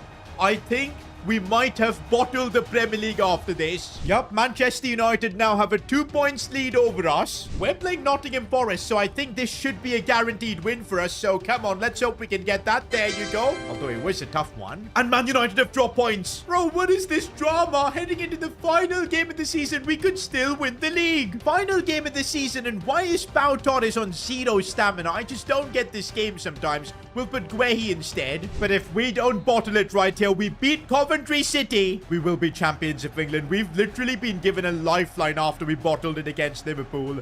And yeah, this is something we cannot choke. But already we're giving the ball away in a silly manner, and they are getting in behind our defense. What are we doing? Let's put in the challenge. No, we don't, and Martinez forced to make a save. Okay, we could do something here. Takefusa Kubo looking for Lookman. Oh, he couldn't get it to Grealish. Kubo, he's always been there, stepping up for us. Big moments off the crossbar. The Elements has a chance, and it's blocked too. Oh, Lookman has made a run through, and this could be a big moment. Ademola Lookman. Oh, I thought that went in. Ramsey's back from his injury. We're going to need him in this game as he looks for Grealish. Oh, it's a good release for the Elements. He can't make it count. Guys, the clock is ticking. We've got 30 minutes to find a title-winning goal. Jacob Ramsey 1v1 with the defender, and he's got him beat. I think he's going to go for the cutback. Lookman, and there's the goal. Ademola Lookman scoring probably the most important goal in the club's history. Now we got to hold on to this lead, boys. It could make us Premier League champions. We've had an incredibly tough last few weeks. This will make it all worth it. This is looking very dangerous, and no, they've scored. Coventry City. Are we going to bottle the Premier League in this kind of fashion? Bro, my hands are literally shaking. I can't believe we're in this situation. We've got 15 minutes to find a title-winning goal again. Guys, there's literally just 2 minutes left. If we don't score, it's all over. Oh, there's space for the Elements. 93rd minute of the game. I see some movement in the box. Oh, no, no. It's gone in. I can't believe it. 94th minute. We've scored the goal. This is like the Aguero moment.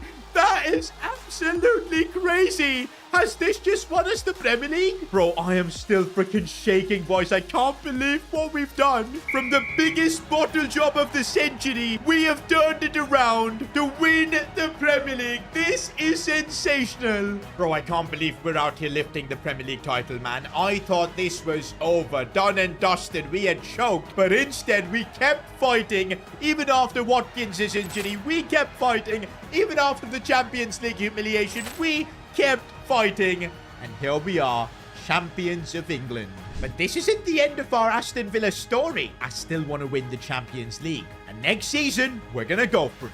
But wait, reports from the media, the Aston Villa board, after winning the Premier League, have received numerous offers from Barca and Real Madrid. The board are considering cashing out after their success. Wait, they're not even gonna give me an opportunity to go for the Champions League with all our players? No, they can't do this. Well, season 4, we'll see what happens.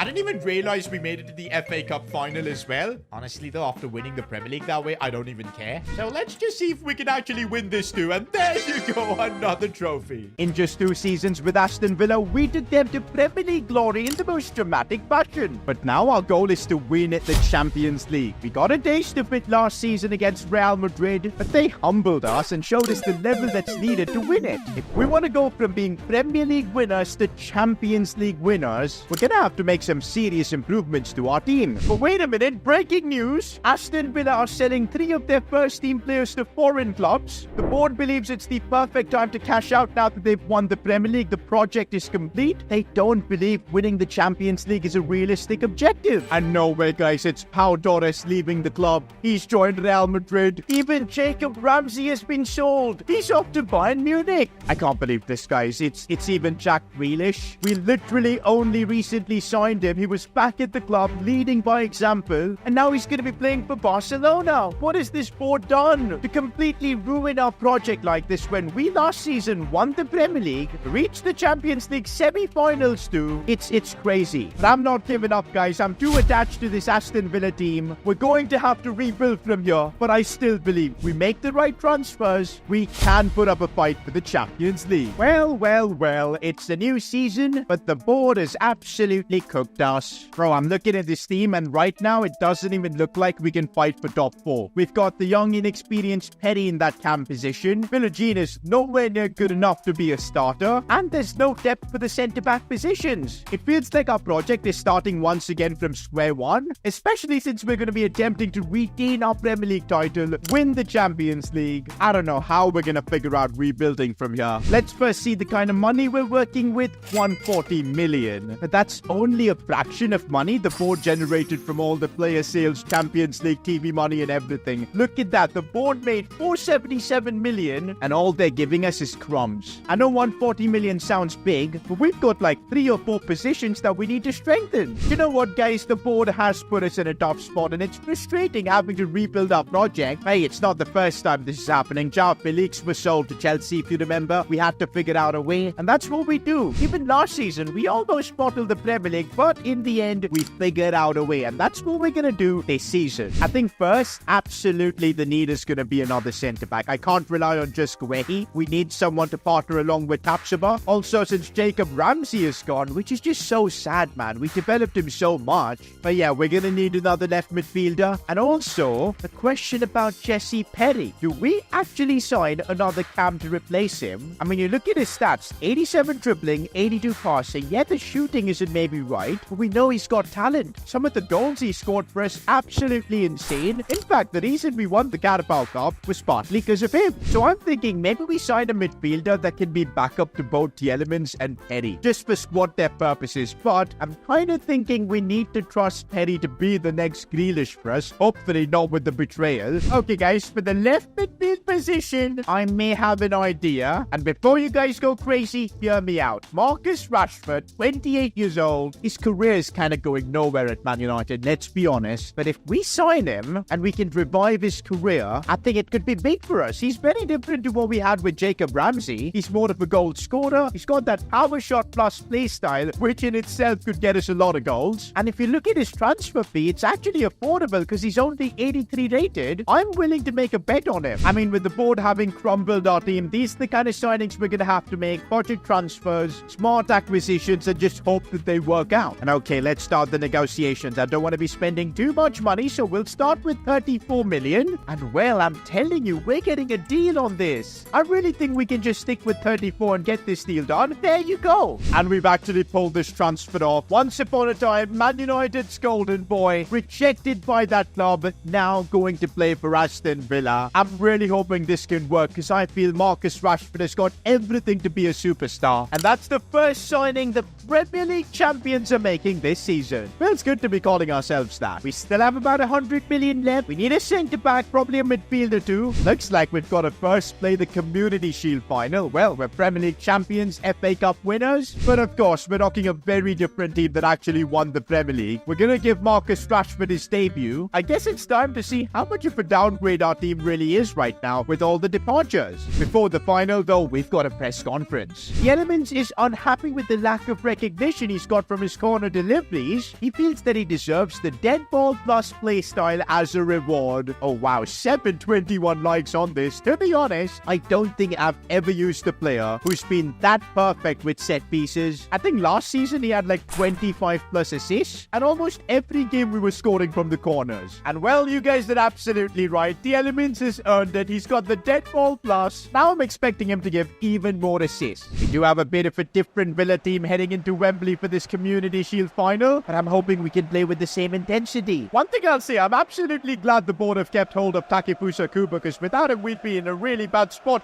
And look at the pass he's found for Rashford through on goal on his debut. Scores against Man United, and he's doing the celebration too. The board can beat us down, but we keep fighting, boys. Come on. Also, look at who we have back in that striker position. Ollie Watkins, he's recovered from his injury, back in playing football now, and it's awesome to see as he's going through, maybe trying to get a goal back on his return off the crossbar. Ollie Watkins again, not gonna lie, I think the only reason we were able to keep hold of him is that other clubs didn't want him because of his injury. Well, it's their loss, because I'm really happy to have him. The Elements. Oh, that is a beautiful pass for Marcus Rashford, and we can do something from here. Marcus Rashford power shot in. Bro, this might be one of the craziest debuts. Guys, I think we've absolutely cooked with this transfer, because Rashford's offering us something that Jacob Ramsey never did. And also, what am I seeing? Jesse Perry with the technical plus dribbling style? I guess those few months with Jack Grealish really had an influence on him. Here goes Marcus Rashford. I can't believe the level he's showing right now. He's going to square this one for Kubo,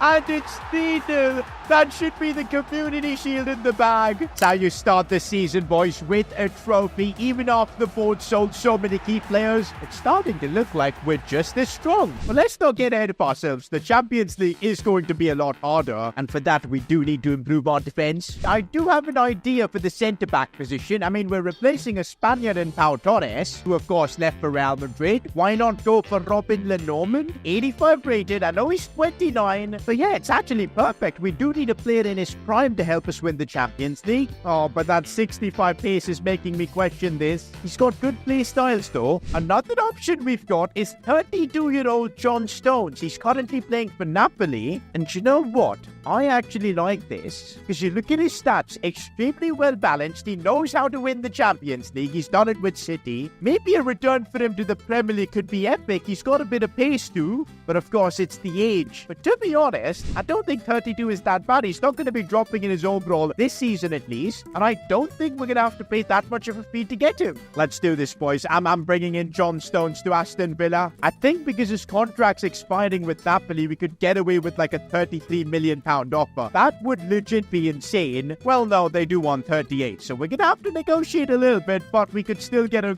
really good deal out of this, which is exactly what we're doing. I think we're also going to have to give him a wage bump to join us. 100,000 per week. I think that should be enough. Oh, he wants a hefty signing bonus and appearance bonus too. But hey, he's got the experience of winning Premier Leagues, Champions Leagues. I'm not surprised he's making these demands, and I'm accepting them. And let's go, boys. Stonesy is joining Aston Villa. I actually think he's a better player than Pau Torres, so maybe we've struck an upgrade for almost half the price. Now it's starting to feel like we're regaining some of our quality from last season. Well, it's the season opener of the Premier League against Liverpool, and we've got an opportunity here to test things out. Also, look at what's on Ollie Watkins' sleeve. For the first time, boys, we're rocking the Premier League Golden Badge. And I know our team is different, but I'm hoping we can keep that level up and retain our title. That would just be insane. There's Johnny Boy Stones. I still can't believe we've acquired him at Aston Villa. Seems like a fantastic signing. Watkins, and I see Marcus Rashford down this left side. He's been in tremendous form since he's joined, but he puts this one wide. Having to do a bit of defending, which we don't, and Fede Valverde punishes us. Are we starting to see some weakness in this new Aston Villa team? Okay, maybe not, because Marcus Rashford has just broken through.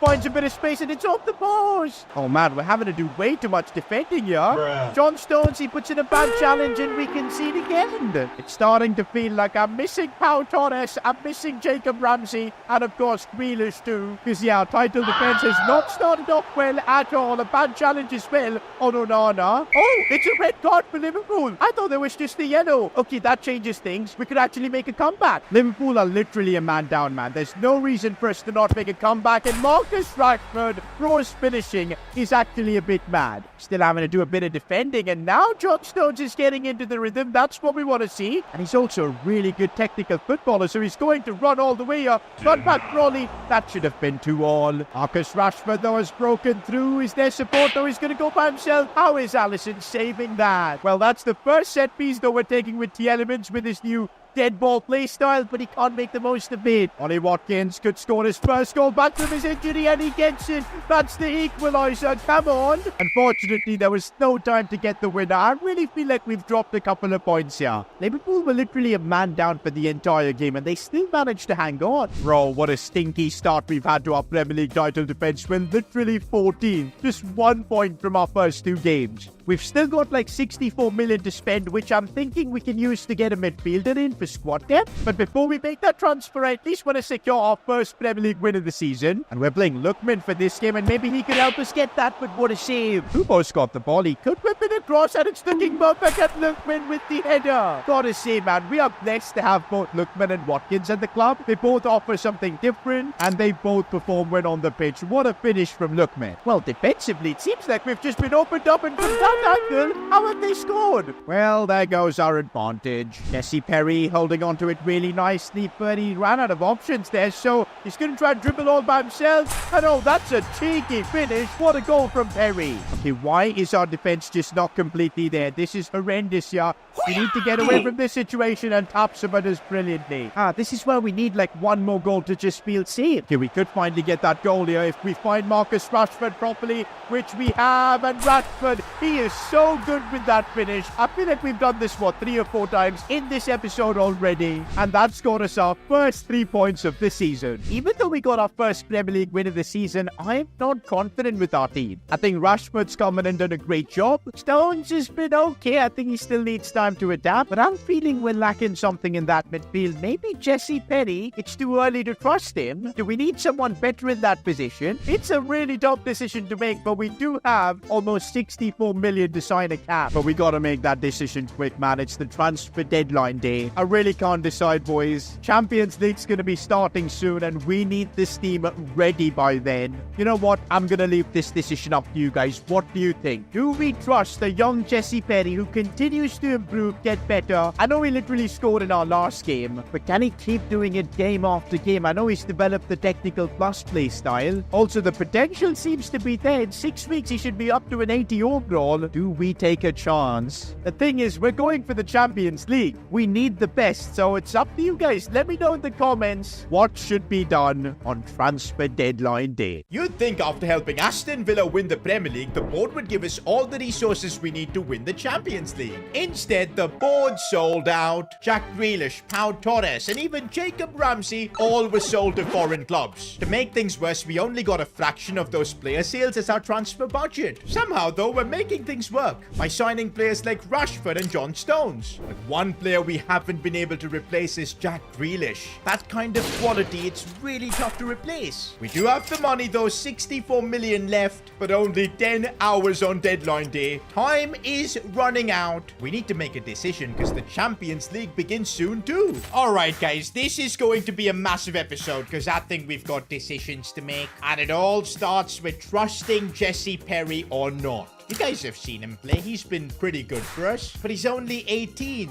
Do we hand him one of the most important positions in our team? With like 64 million, we can get a really good cam, more experience, higher rated, and that could make us a Champions League contender, you know, because the rest of the team is indeed looking pretty strong. But I went through some of your comments, and it is seeming like you guys want me to show some faith in Perry. And I think what's making you guys believe in him is that technical plus play style he's developed, and also, once he gets to an 80 overall, there's a chance he could develop a second playstyle. That would make him literally one of the most unique players in the game. And you guys are right, he knows what it is to represent Aston Villa the most as well. He's from the academy. I think we need to show a bit of faith. Saying that, on deadline day, we are still going to make one more transfer. Because look at our squad, it's super thin with just 22 players. We need depth, especially in that midfield. The only backup midfielder we've got is Paranekia. That is definitely not enough. So I'm thinking thinking, guys, the best plan would be to sign like a midfielder who can play both in the cam position as well as in that box-to-box role where T-Elements plays. Basically having a midfielder that can be backup for both T-Elements and Petty. And I think I found that player in Barcelona's academy. Well, not their academy anymore. They're starting 11, and I'm talking about Fermin Lopez, centre mid, 23 years old. He's got the perfect stats to play in both those positions. He'll be a great squad player off the bench, incredible energy. He just won an Olympic gold for Spain too. But you know the best part? His contract's expiring. There is nothing more I love in career mode than a player whose contract's expiring. I think we could rob Barca here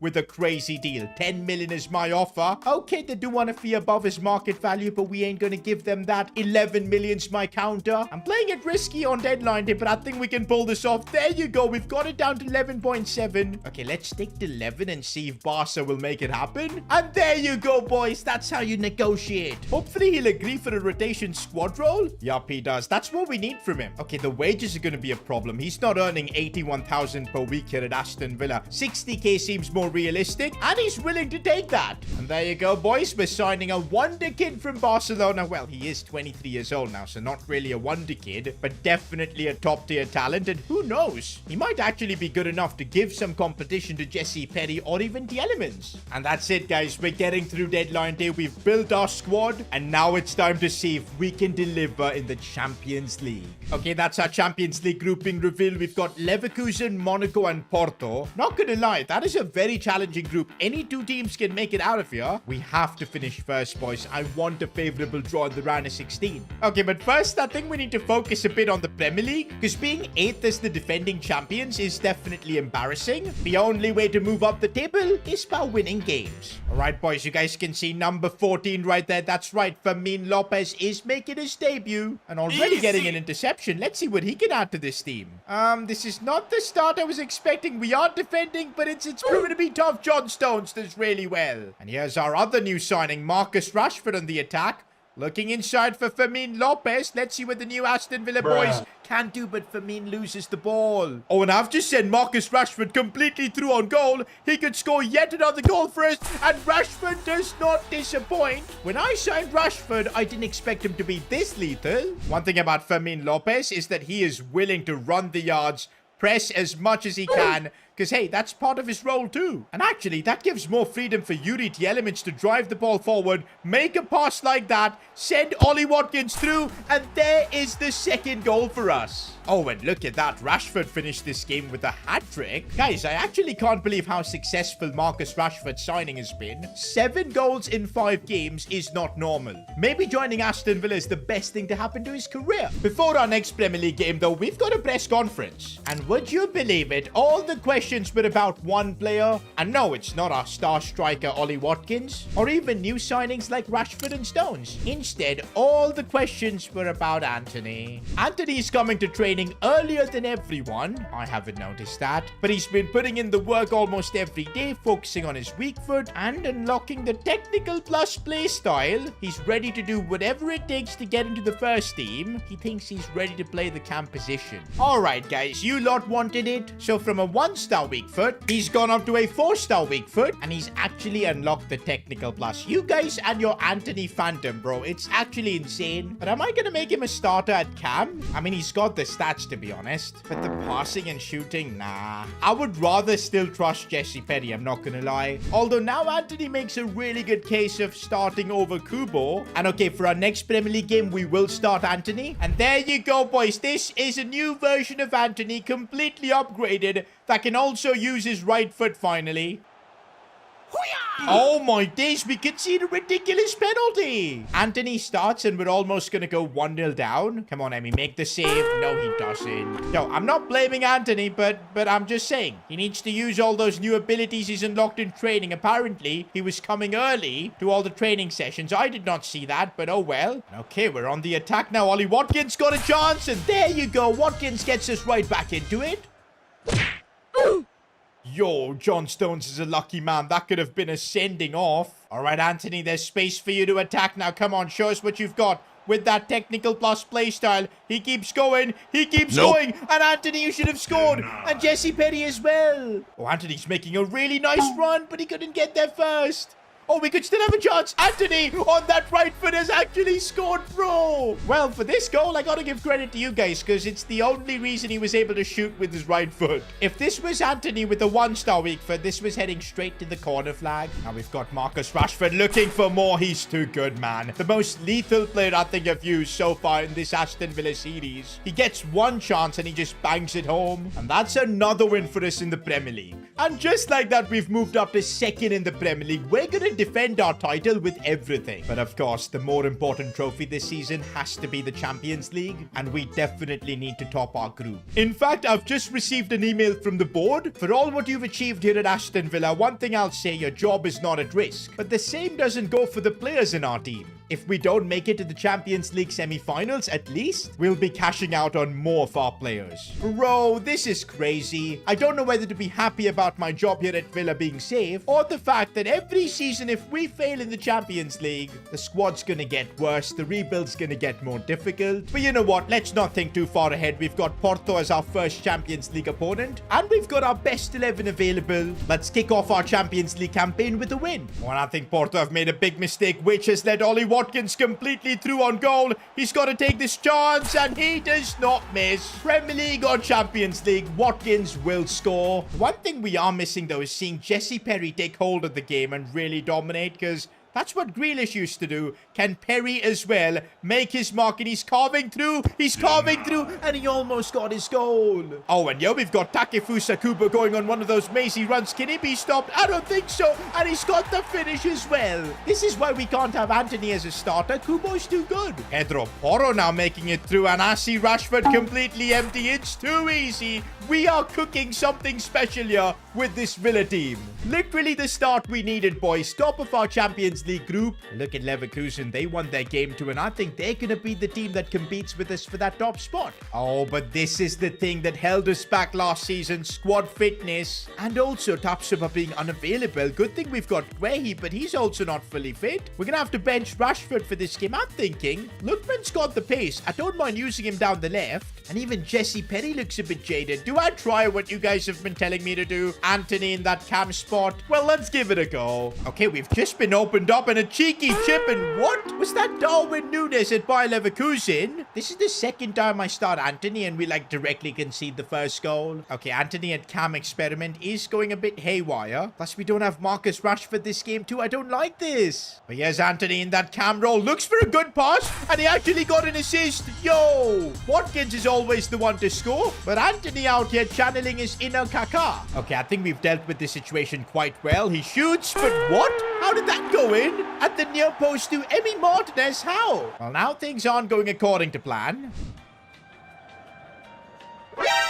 Okay, now we're seeing Anthony's weakness in passing. No. Emi Martinez making amends, though, because that was a great save. Not gonna lie, guys. I think I've had enough of Anthony. We need a proper cam. And Jesse Perry up to an 80 overall. Second half, we're bringing him on. And let's hope he can help us win this game, because, yeah, I don't want to lose. A few moments later. Oh, this is bad, and we concede again. We're now realizing how difficult a Champions League challenge is going to be with this current team that we've got. Because the truth is, we're nowhere near as good as last season, at least on paper. And we might actually concede yet another goal if not for John Stones there. Looking for Takefusa Kubo. That was really well worked. And now it's Ademola Lookman. We do get a goal back. There is still a fighting chance. Full time, and it just wasn't enough. This is a tough defeat, man, against Leverkusen. They're now the favorites to get top spot in this group. Actually, now this group has got really interesting because teams like Porto and Monaco could also leapfrog us. And you know what? One more worry now I'm having with this team is that if we want to be Champions League winners, are we going to need a better player than Perry? Because so far in the 2 Champions League games, he's done okay, but no goal contributions. Tell you what, next 4 games, let's put all our faith in a Perry. And if he can deliver 5 goal contributions at least, we'll stick with him until the end of the season and see how things go. And okay, to help him out, Perry has now developed the incisive pass play style. I was waiting for this. Now I think he can really take his game to the next level. I honestly think this season we're gonna have to sacrifice some Premier League games. Couple of days later, we've got Champions League action, so I think we are going to rotate the squad here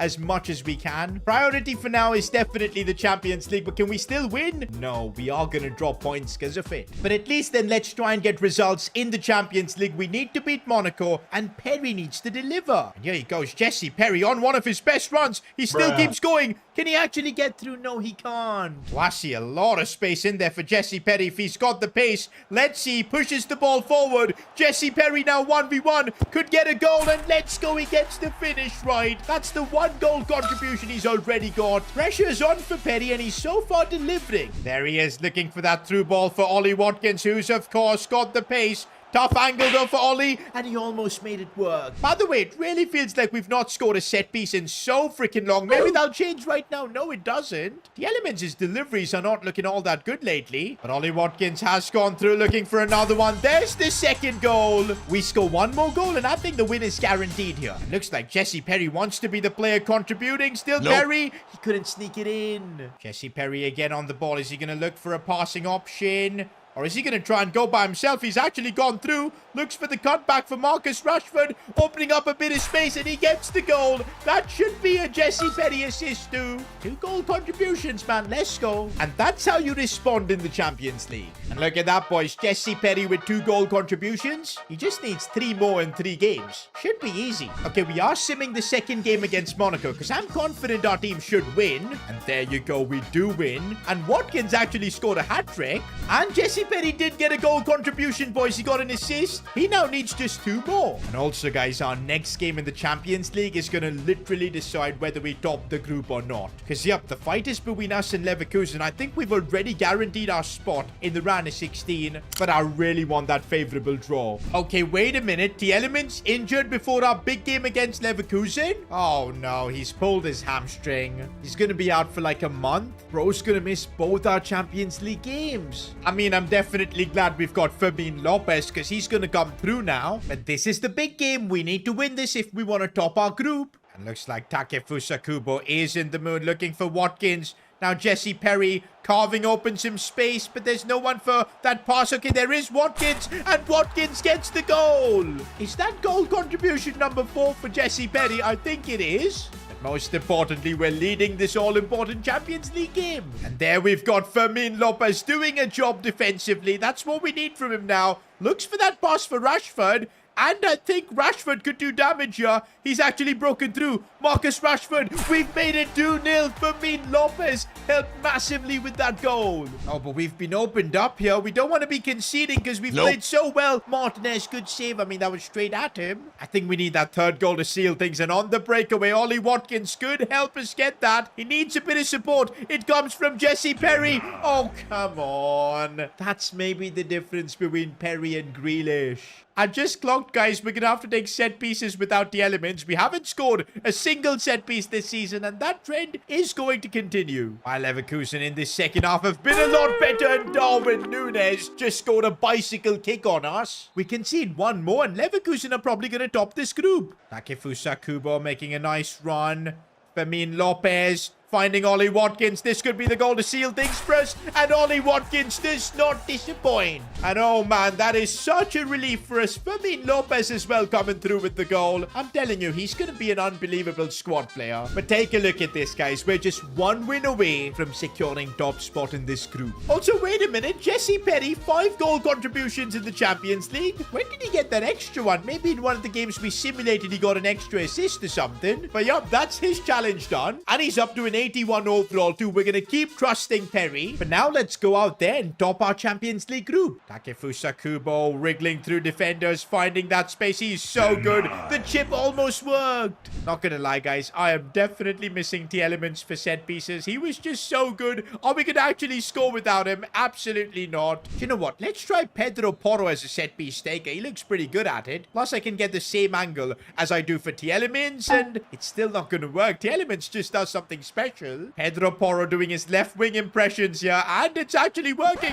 Still Pedro Porro, he almost went all the way. Into the second half we go, and by the way, I'm pretty sure if we draw this game on head-to-head, Leverkusen are going to top this group, so we can't afford that. And I don't think we're going to have to deal with that at all, because Ollie Watkins is through, but okay, that was bad from him. Can we get something from a set piece when we absolutely need it? Kubo's the one to deliver. Watkins in the box, and let's go. Finally, we get a set piece goal this season. season. I'm sure Tielemans is proud. And that's full time. Champions League group stage is done. And we have indeed topped our Champions League group. Let's go. We're now in January, halfway through the season, and I'm wondering how we've done in the Premier League so far. Wait, what? We've fallen off to 6th? 11 points off the top? Is this because of all our focus being on the Champions League? And I'm also sure Tielemans' injury played a big part. I can't believe this. And okay, there's an email from the board. In light of the club's current Premier League position, the board is expecting not being included in the Champions League next season, which means there will be financial consequences right now. I don't think I'm ready for this, boys. We're going for the Champions League, and in January, the board could sell some of our players. If that happens, I don't know where we'll be. Our goal this season is to win the Champions League with Aston Villa, and so far we're doing a great job. We've topped our Champions League group, and we've been the highest scoring team in the competition. And we've managed to pull this off after players like Jack Grealish, Jacob Ramsey, and Pau Torres left the club. Our new signings, Rashford and John Stones, absolutely delivered. But on the other side in the Premier League, our title defense is not going according to plan. We're 6th in the Premier League, 11 points off Arsenal. As things stand, we won't even qualify for Champions League next season. And the board is upset because of it. Due to your embarrassing Premier League performance, we will be accepting the first transfer offer we receive from a top 6 Premier League club or a top European club. This has to be done in case we don't qualify for Champions League next season. No way, guys. We're in January. We've qualified for the knockouts, and instead of focusing on trying to win it, we're gonna have to sell a player from maybe our first team. I don't know where the first offer is gonna come from, but this could be brutal. Can you imagine if it's Ollie Watkins, a player that we've built our team around? Or what if it's our most talented player in Jesse Perry? Nah, guys, I'm absolutely terrified. Looks like we're yet to get an offer. For now, we need to focus in the Premier League and get some points back on the board. Otherwise, you never know what the board's gonna do. Here we go. We're playing against Brighton. We need to move up the Premier League table. I want to defend my title. But yeah, the fact that one of these players that's starting this game might not be an Aston Villa player by the next game, because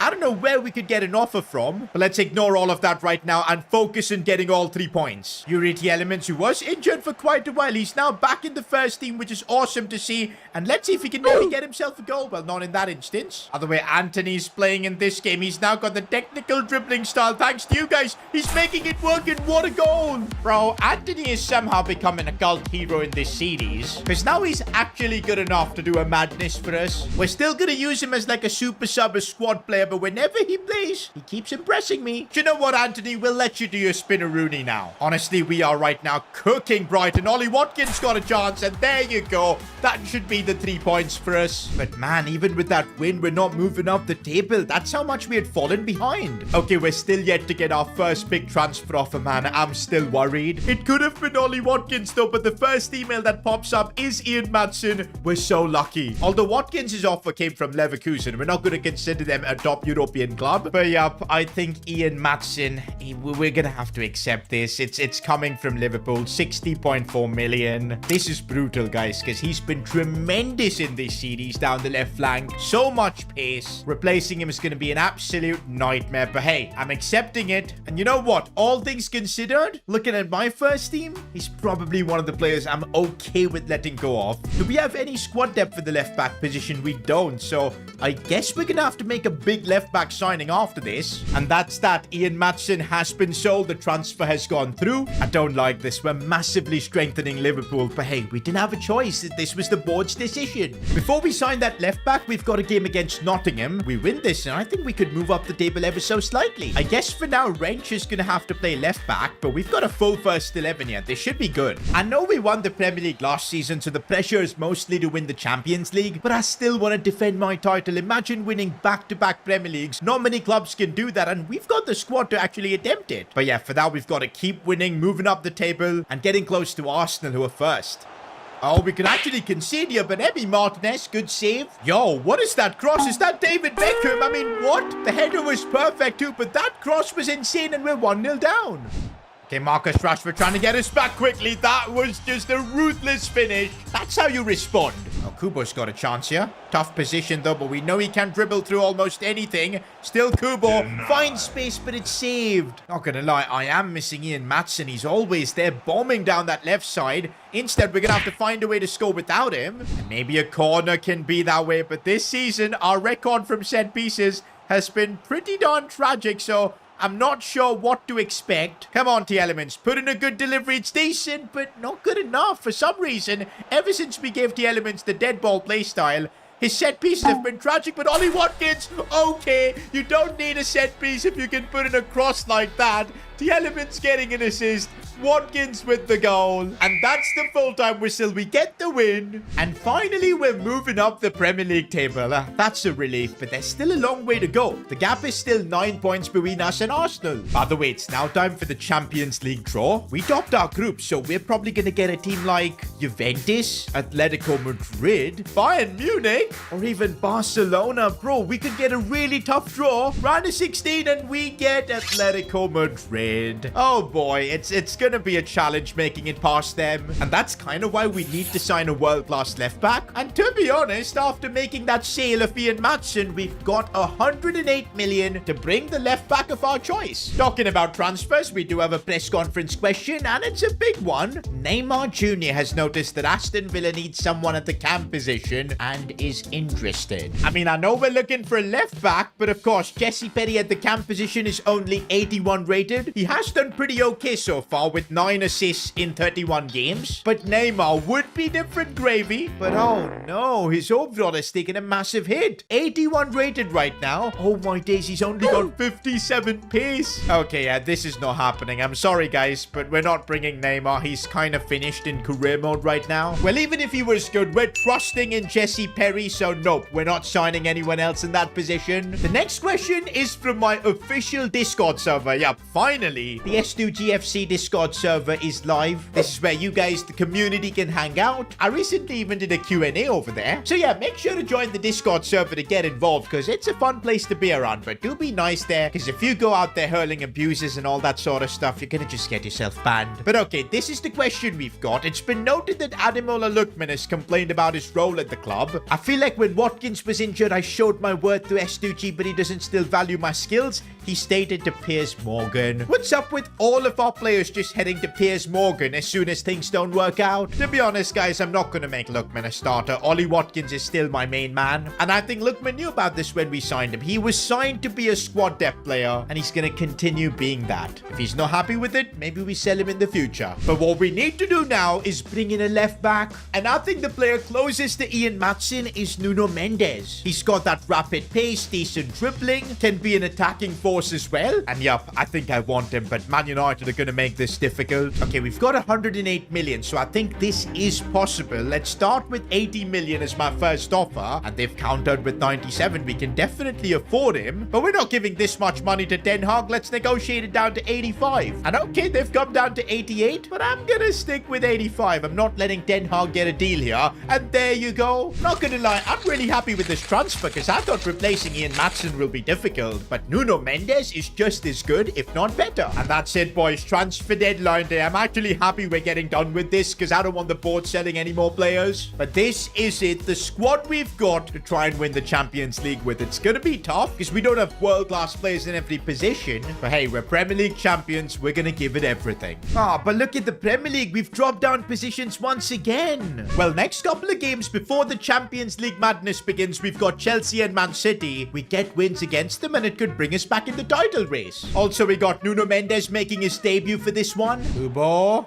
Still Kubo finding space, and that's a brilliant goal. If Kubo can do that for us in the Champions League knockouts, I think we've got a chance. Oh, and we're really looking ruthless in this game as Ollie Watkins has now gone through. Should be a goal, and it is. And there's the win against Chelsea we needed. But the big one is the Man City game we've got next, because look at the difference between us and them. Just 1 point. We beat them, we'll go above them. But I think in this game, I'm going to have to make some squad changes, because in 2 days, we've got Atletico Madrid. I think we're going to have to prioritize, which I'm doing towards the Champions League, because, yup, the squad is looking massively different against City. But you know what? I still think we can win. We've got talent in here like Fermin Lopez. And of course, Ademola Lookman, who's been wanting an opportunity like this for a while. And let's see what he can do. Pedro Porro's got the ball. Maybe I can cross it in. And the cross is okay. And Anthony with the header. Bro, the resurgence of Anthony continues. We're never called upon. He's delivering. I just know the comments is going crazy right now seeing that Anthony goal. I mean, Lopez. Oh, that's a brilliant ball for Lookman, who's done so well there, but he's put it wide. That's the difference between him and Ollie Watkins. Lookman's got another chance to shine. He looks for Anthony this time, who's using that technical dribbling plus and the finish as well. 4-star weak foot for Anthony coming up clutch. That should give us the win over City. And it's Anthony's brace that gets it done for us. I can't believe it. Nah, guys, this is a huge win for us because it puts us back in the hunt for the title. Just 6 points is the difference. But now we got to be in the hunt for the Champions League too. I am so glad we were able to rest most of our squad. We've got everybody fit for Atletico Madrid. Last season, we reached the Champions League semis. This time around, we need to go beyond that. So for that, we have to knock out Atleti. The Elements finding a bit of space. We know we can pull that off. Good save, Oblak. Lovely ball from the Elements for Marcus Rashford. Rashford's going to go for a back post cross. Nope. Kubo, that angle was too bad. Oh, they've got De Bruyne. Yo, Atletico Madrid have got an insane team, and now it's Goncalo Ramos on the charge here. Don't want to let him get a chance, and John Stones does really well. Honestly, guys, Atletico are really good. This is unlike the Premier League. We've got a challenger. But Jesse Perry is eager to impress, and that's what he's doing right now. Still keeps going,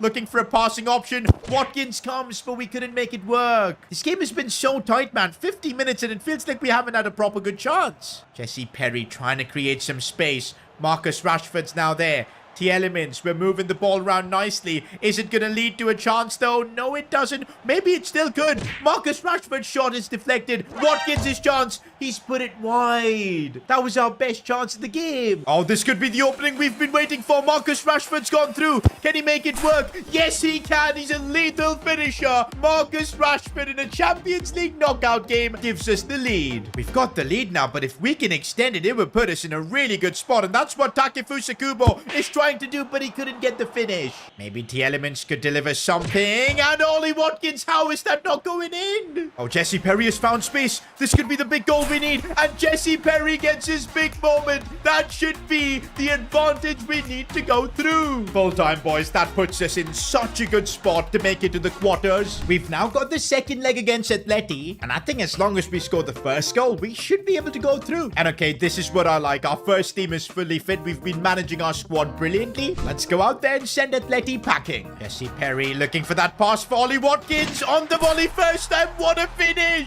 3-0 on aggregate now. There's no way Atleti are coming back from this. Jesse Perry is finally coming into his own. What a pass that was, and the finish as well. Through we go to the Champions League quarterfinals. The dream continues, man. I'm really feeling like we can win the Champions League this season. In the quarterfinals, we could end up facing Newcastle. There's Barcelona, Leipzig. Oh, but Real Madrid. I don't want to play them, boys. They were the team that knocked us out last season. But now, though, we've got the Premier League to worry about. Just look at that. It's 7 points between us and Liverpool. But we're playing them next, and we've got a game in hand. Before we get into that Champions League quarterfinal, I want to make a push for the top spot in the Premier League. We'll see if it's possible. And honestly, our form has been brilliant lately. We've beaten teams like Man City, Chelsea. Liverpool now is one of the opponents we need to beat. And Kubo, he's making that happen. What a lovely finish. Oh, it's Ian Madsen playing there for Liverpool. I just realized Liverpool were the club that signed him.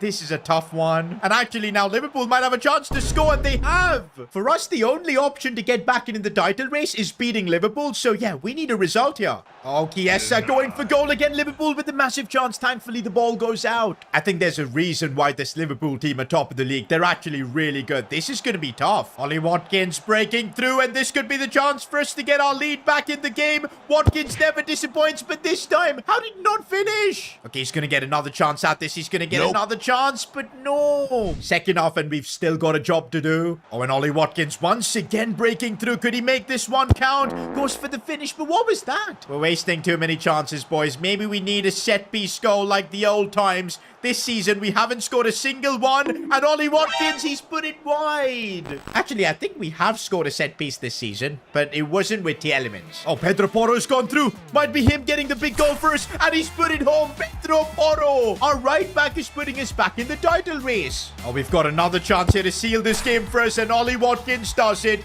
Liverpool have completely bottled this, and this should bring us back in the title race. And okay, that's more like it. Although the gap between us and Man United is 5 points, we've got a game in hand, which if we win, we're only going to be a couple of points off Man United. We can still win the Premier League. But also, what about the Champions League? Who are we going to face? The moment of truth, and it's no Real Madrid. I was hoping we'd maybe meet in the final. But if now we want to win the Champions League, we're going to have to knock out Real Madrid in the quarters. They were the team that knocked us out last season. This is tough. And look at this, boys. Sandwiched between the Real Madrid games, we've got Manchester United, which is also going to be a title decider. Bro, the business end of the season is about to get absolutely ridiculous. When I became Aston Villa's manager a couple of seasons ago, the goal was to make them England's #1 club. And we did that by winning the Premier League. But now it's time to dream bigger, making Aston Villa Europe's #1 club. But to do that, we're going to have to win the Champions League. But if you remember last season, Real Madrid humbled us and showed us the level that's needed to win it. And once again this season, we're facing them in the quarterfinals. If we want to win the Champions League, we're going to have to knock out the kings of Europe. Here we go, boys. I'm not sure if we've got what it takes to knock out Real Madrid. I mean, our team is good, but we've had to deal with so many setbacks. Having players like Grealish, Pau Torres, Jacob Ramsey, and recently Madsen leave. We've done what we can to replace them, and this is the result of it. But is it good enough to compete against Real Madrid? I guess only time will tell. And oh, of course, we've got fitness concerns for this big game. I've tried my best to manage the squad fitness, but it's the business end of the season. Of course, we're going to have some issues. I don't think Rashford can play. He's too tired. I might have to play either Anthony or Lookman. And now you guys are going crazy for me to trust Anthony. And to be fair, although he started to do his spinneroonies in the last episode, he's also scoring goals. We'll trust Anthony for the big game. Also, Guehi's gonna have to play this. And this is our UCL quarterfinals team. Have we improved from last season? Can we compete against this super Real Madrid team? I mean, hey, if we want to win the Champions League, we need to. There's Kylian Mbappe, man. This Madrid team have got way too much talent. I don't know how we can compete. Mbappe's gone through. We're going sliding in, and that might have saved us a goal. Oh, Madrid are applying pressure with the set piece. It's a good ball in, and the header's off the crossbar. And they could get another chance, but Emi saves it. Oh my days, what a ball, and Bellingham scores. How do you stop that, man? Vinicius Jr. finding Bellingham. Now, this Madrid team is unplayable. If we concede another goal here, it could completely end our chances. We need to just calm things down, move the ball around smartly, not make a mistake. We also need to regain a bit of control in this game, because in this first half, look at this. What are we doing, man? We're going to get knocked out if we play like this. Mbappe with the chance, and he's put it through. 40 minutes in, and I just can't seem to do anything against Real Madrid. At this rate, guys, this tie could be settled in the first leg itself, unless we figure something out. And maybe it's Takefusa Kubo who's caught Real Madrid napping here. Still Kubo. Nope.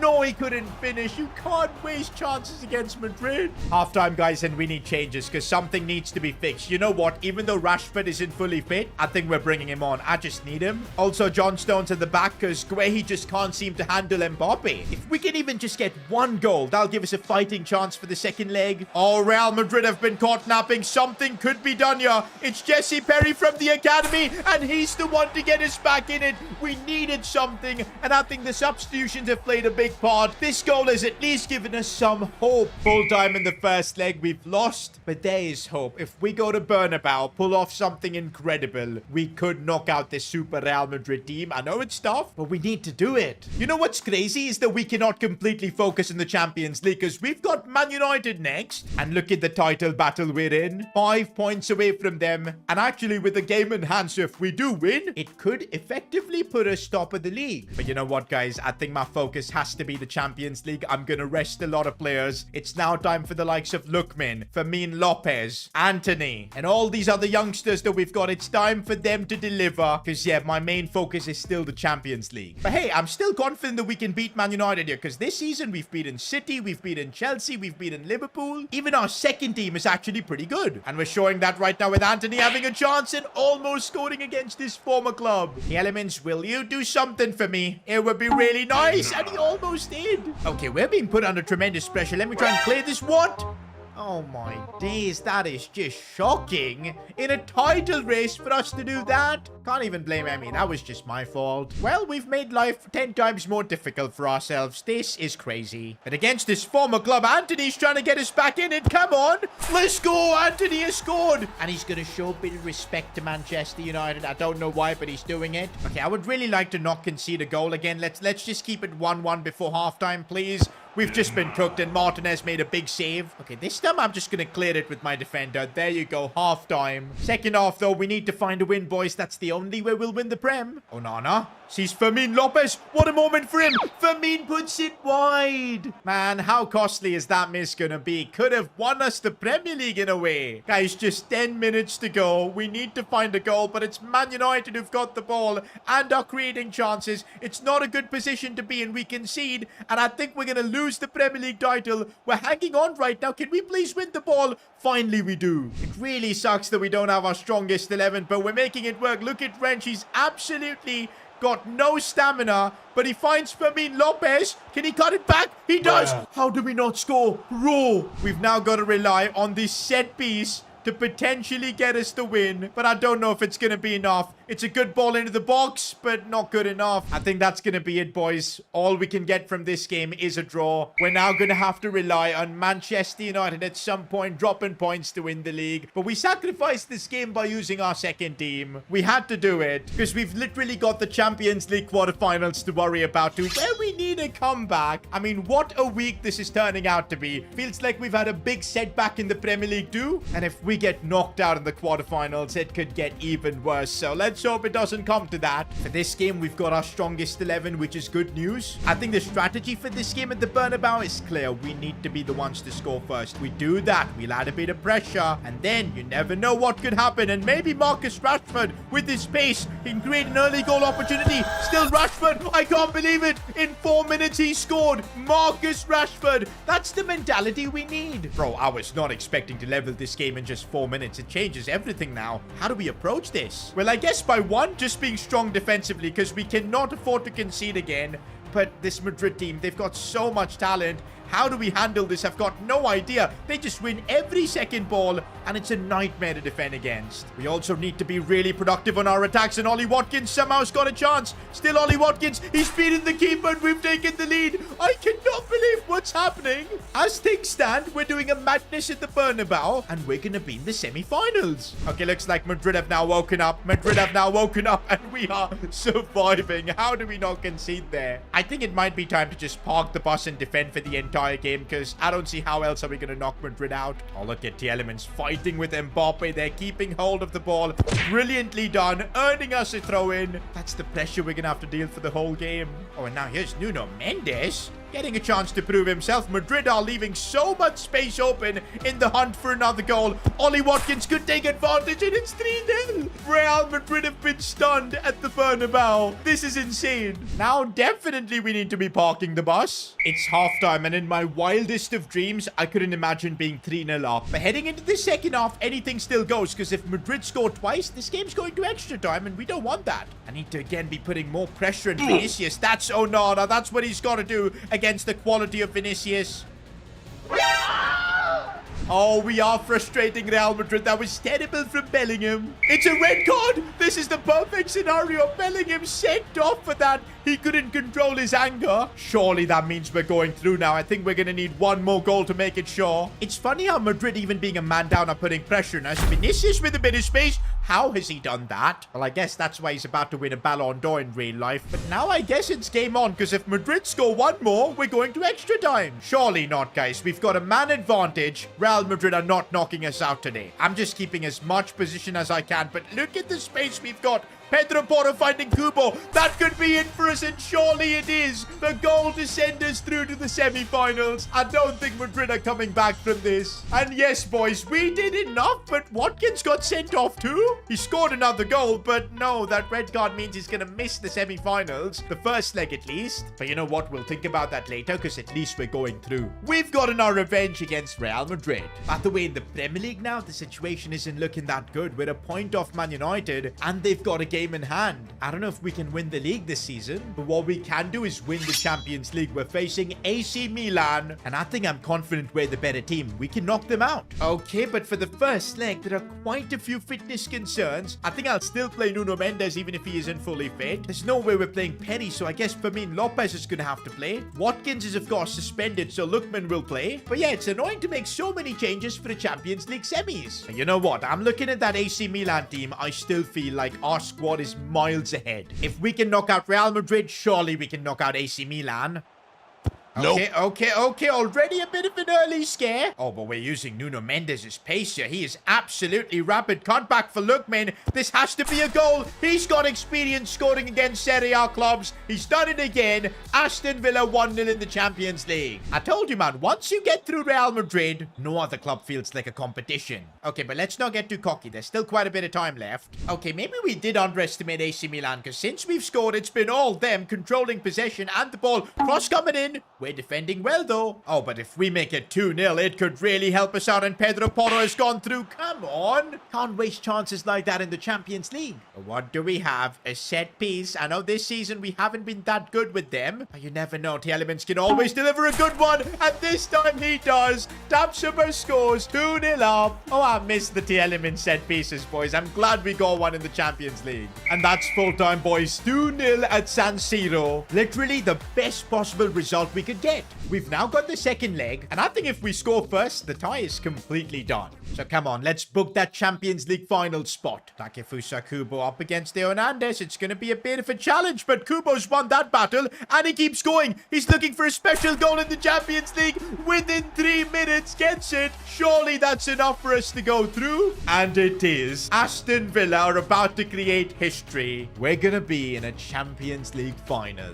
And looks like our opponents have been decided to. It's going to be Bayern Munich. Yo, we've had a crazy difficult run, man. Atletico first, then Real Madrid, AC Milan, who are one of the most historic Italian clubs, and now the best team in Germany. And I guess competing against those kind of clubs has taken a toll. We weren't good enough to win the Premier League. 3 points off Liverpool. Fair enough. We gave it everything, you know. But I think first half of the season was where we were lacking. Maybe we focused a bit too much in the Champions League. But hey, at least we won the Premier League last season. Our focus now is to make Aston Villa Europe's #1 club. For that, we got to get through Bayern. It's a good thing that we've got everyone fit for this. And that's the Bayern team we need to beat. Oh, they've got Jacob Ramsey. Kind of makes me sad. But they've got Musiala, Camavinga. What a team that is. But over these 3 seasons, we've built an incredible team too. I mean, look at the stats on everyone. Watkins scored 38 this season. Kubo dropped 29. Rashford did his part as well. Tielemans again came through with the assist. Not like last season though. And Jesse Perry also keeps getting better, up to an 83. He's managed to get his stats up quite a bit. 90 dribbling on him. Insane. This could be the final game of this Aston Villa career mode. It's been such a special series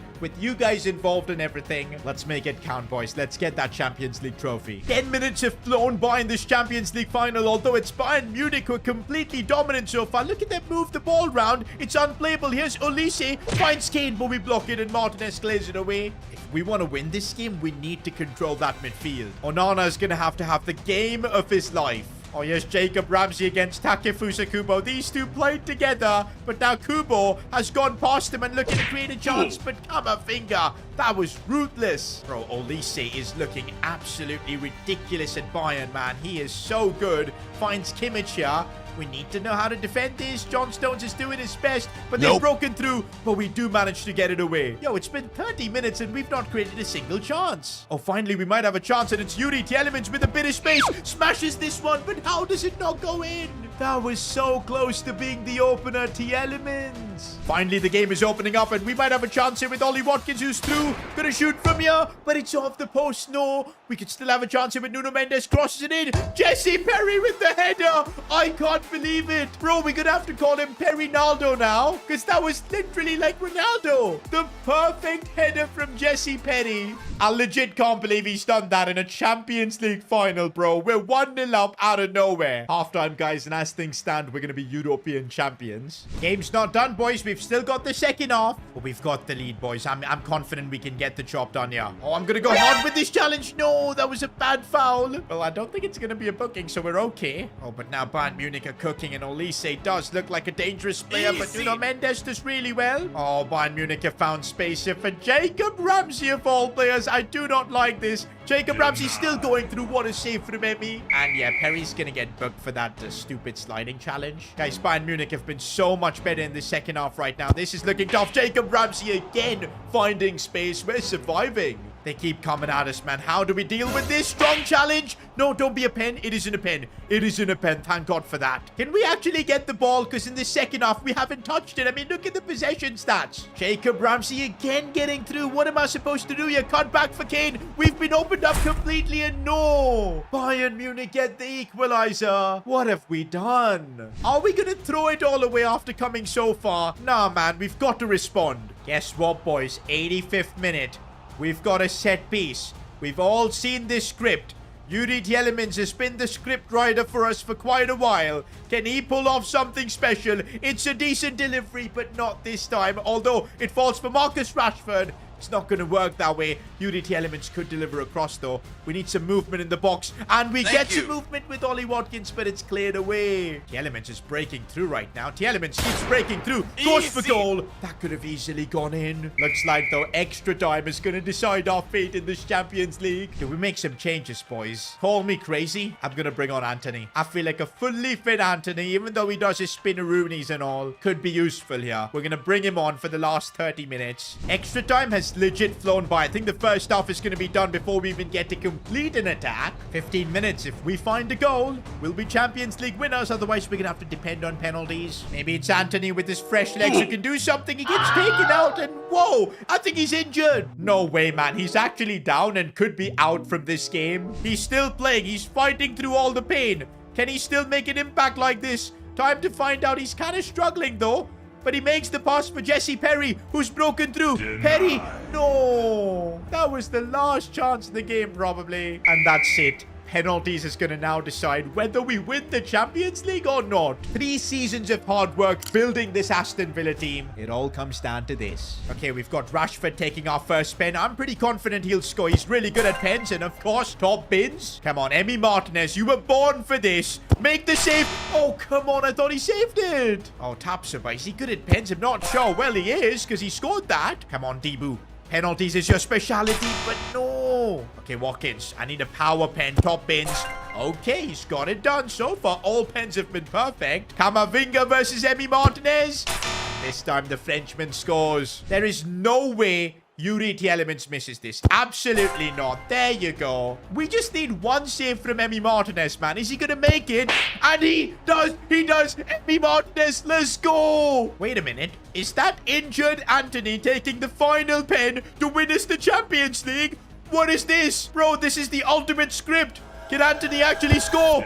No, he misses. That would be the perfect Anthony story. Of course he freaking missed. And now Emi Martinez, it all rests on him. And he's made the save. Let's go. We've won the Champions League. Emi Martinez is the hero. That's what he does. Did it for Argentina. Does it for us. Nah, that is the most insane ending to a career mode I've ever seen. Especially when Anthony missed that. Yo. But we've done it, boys. 3 seasons and we've made Aston Villa European champions. What a career mode this has been. If you enjoyed this journey with Aston Villa, I'm sure you'll enjoy my career mode with Ipswich Town. Click here to watch that.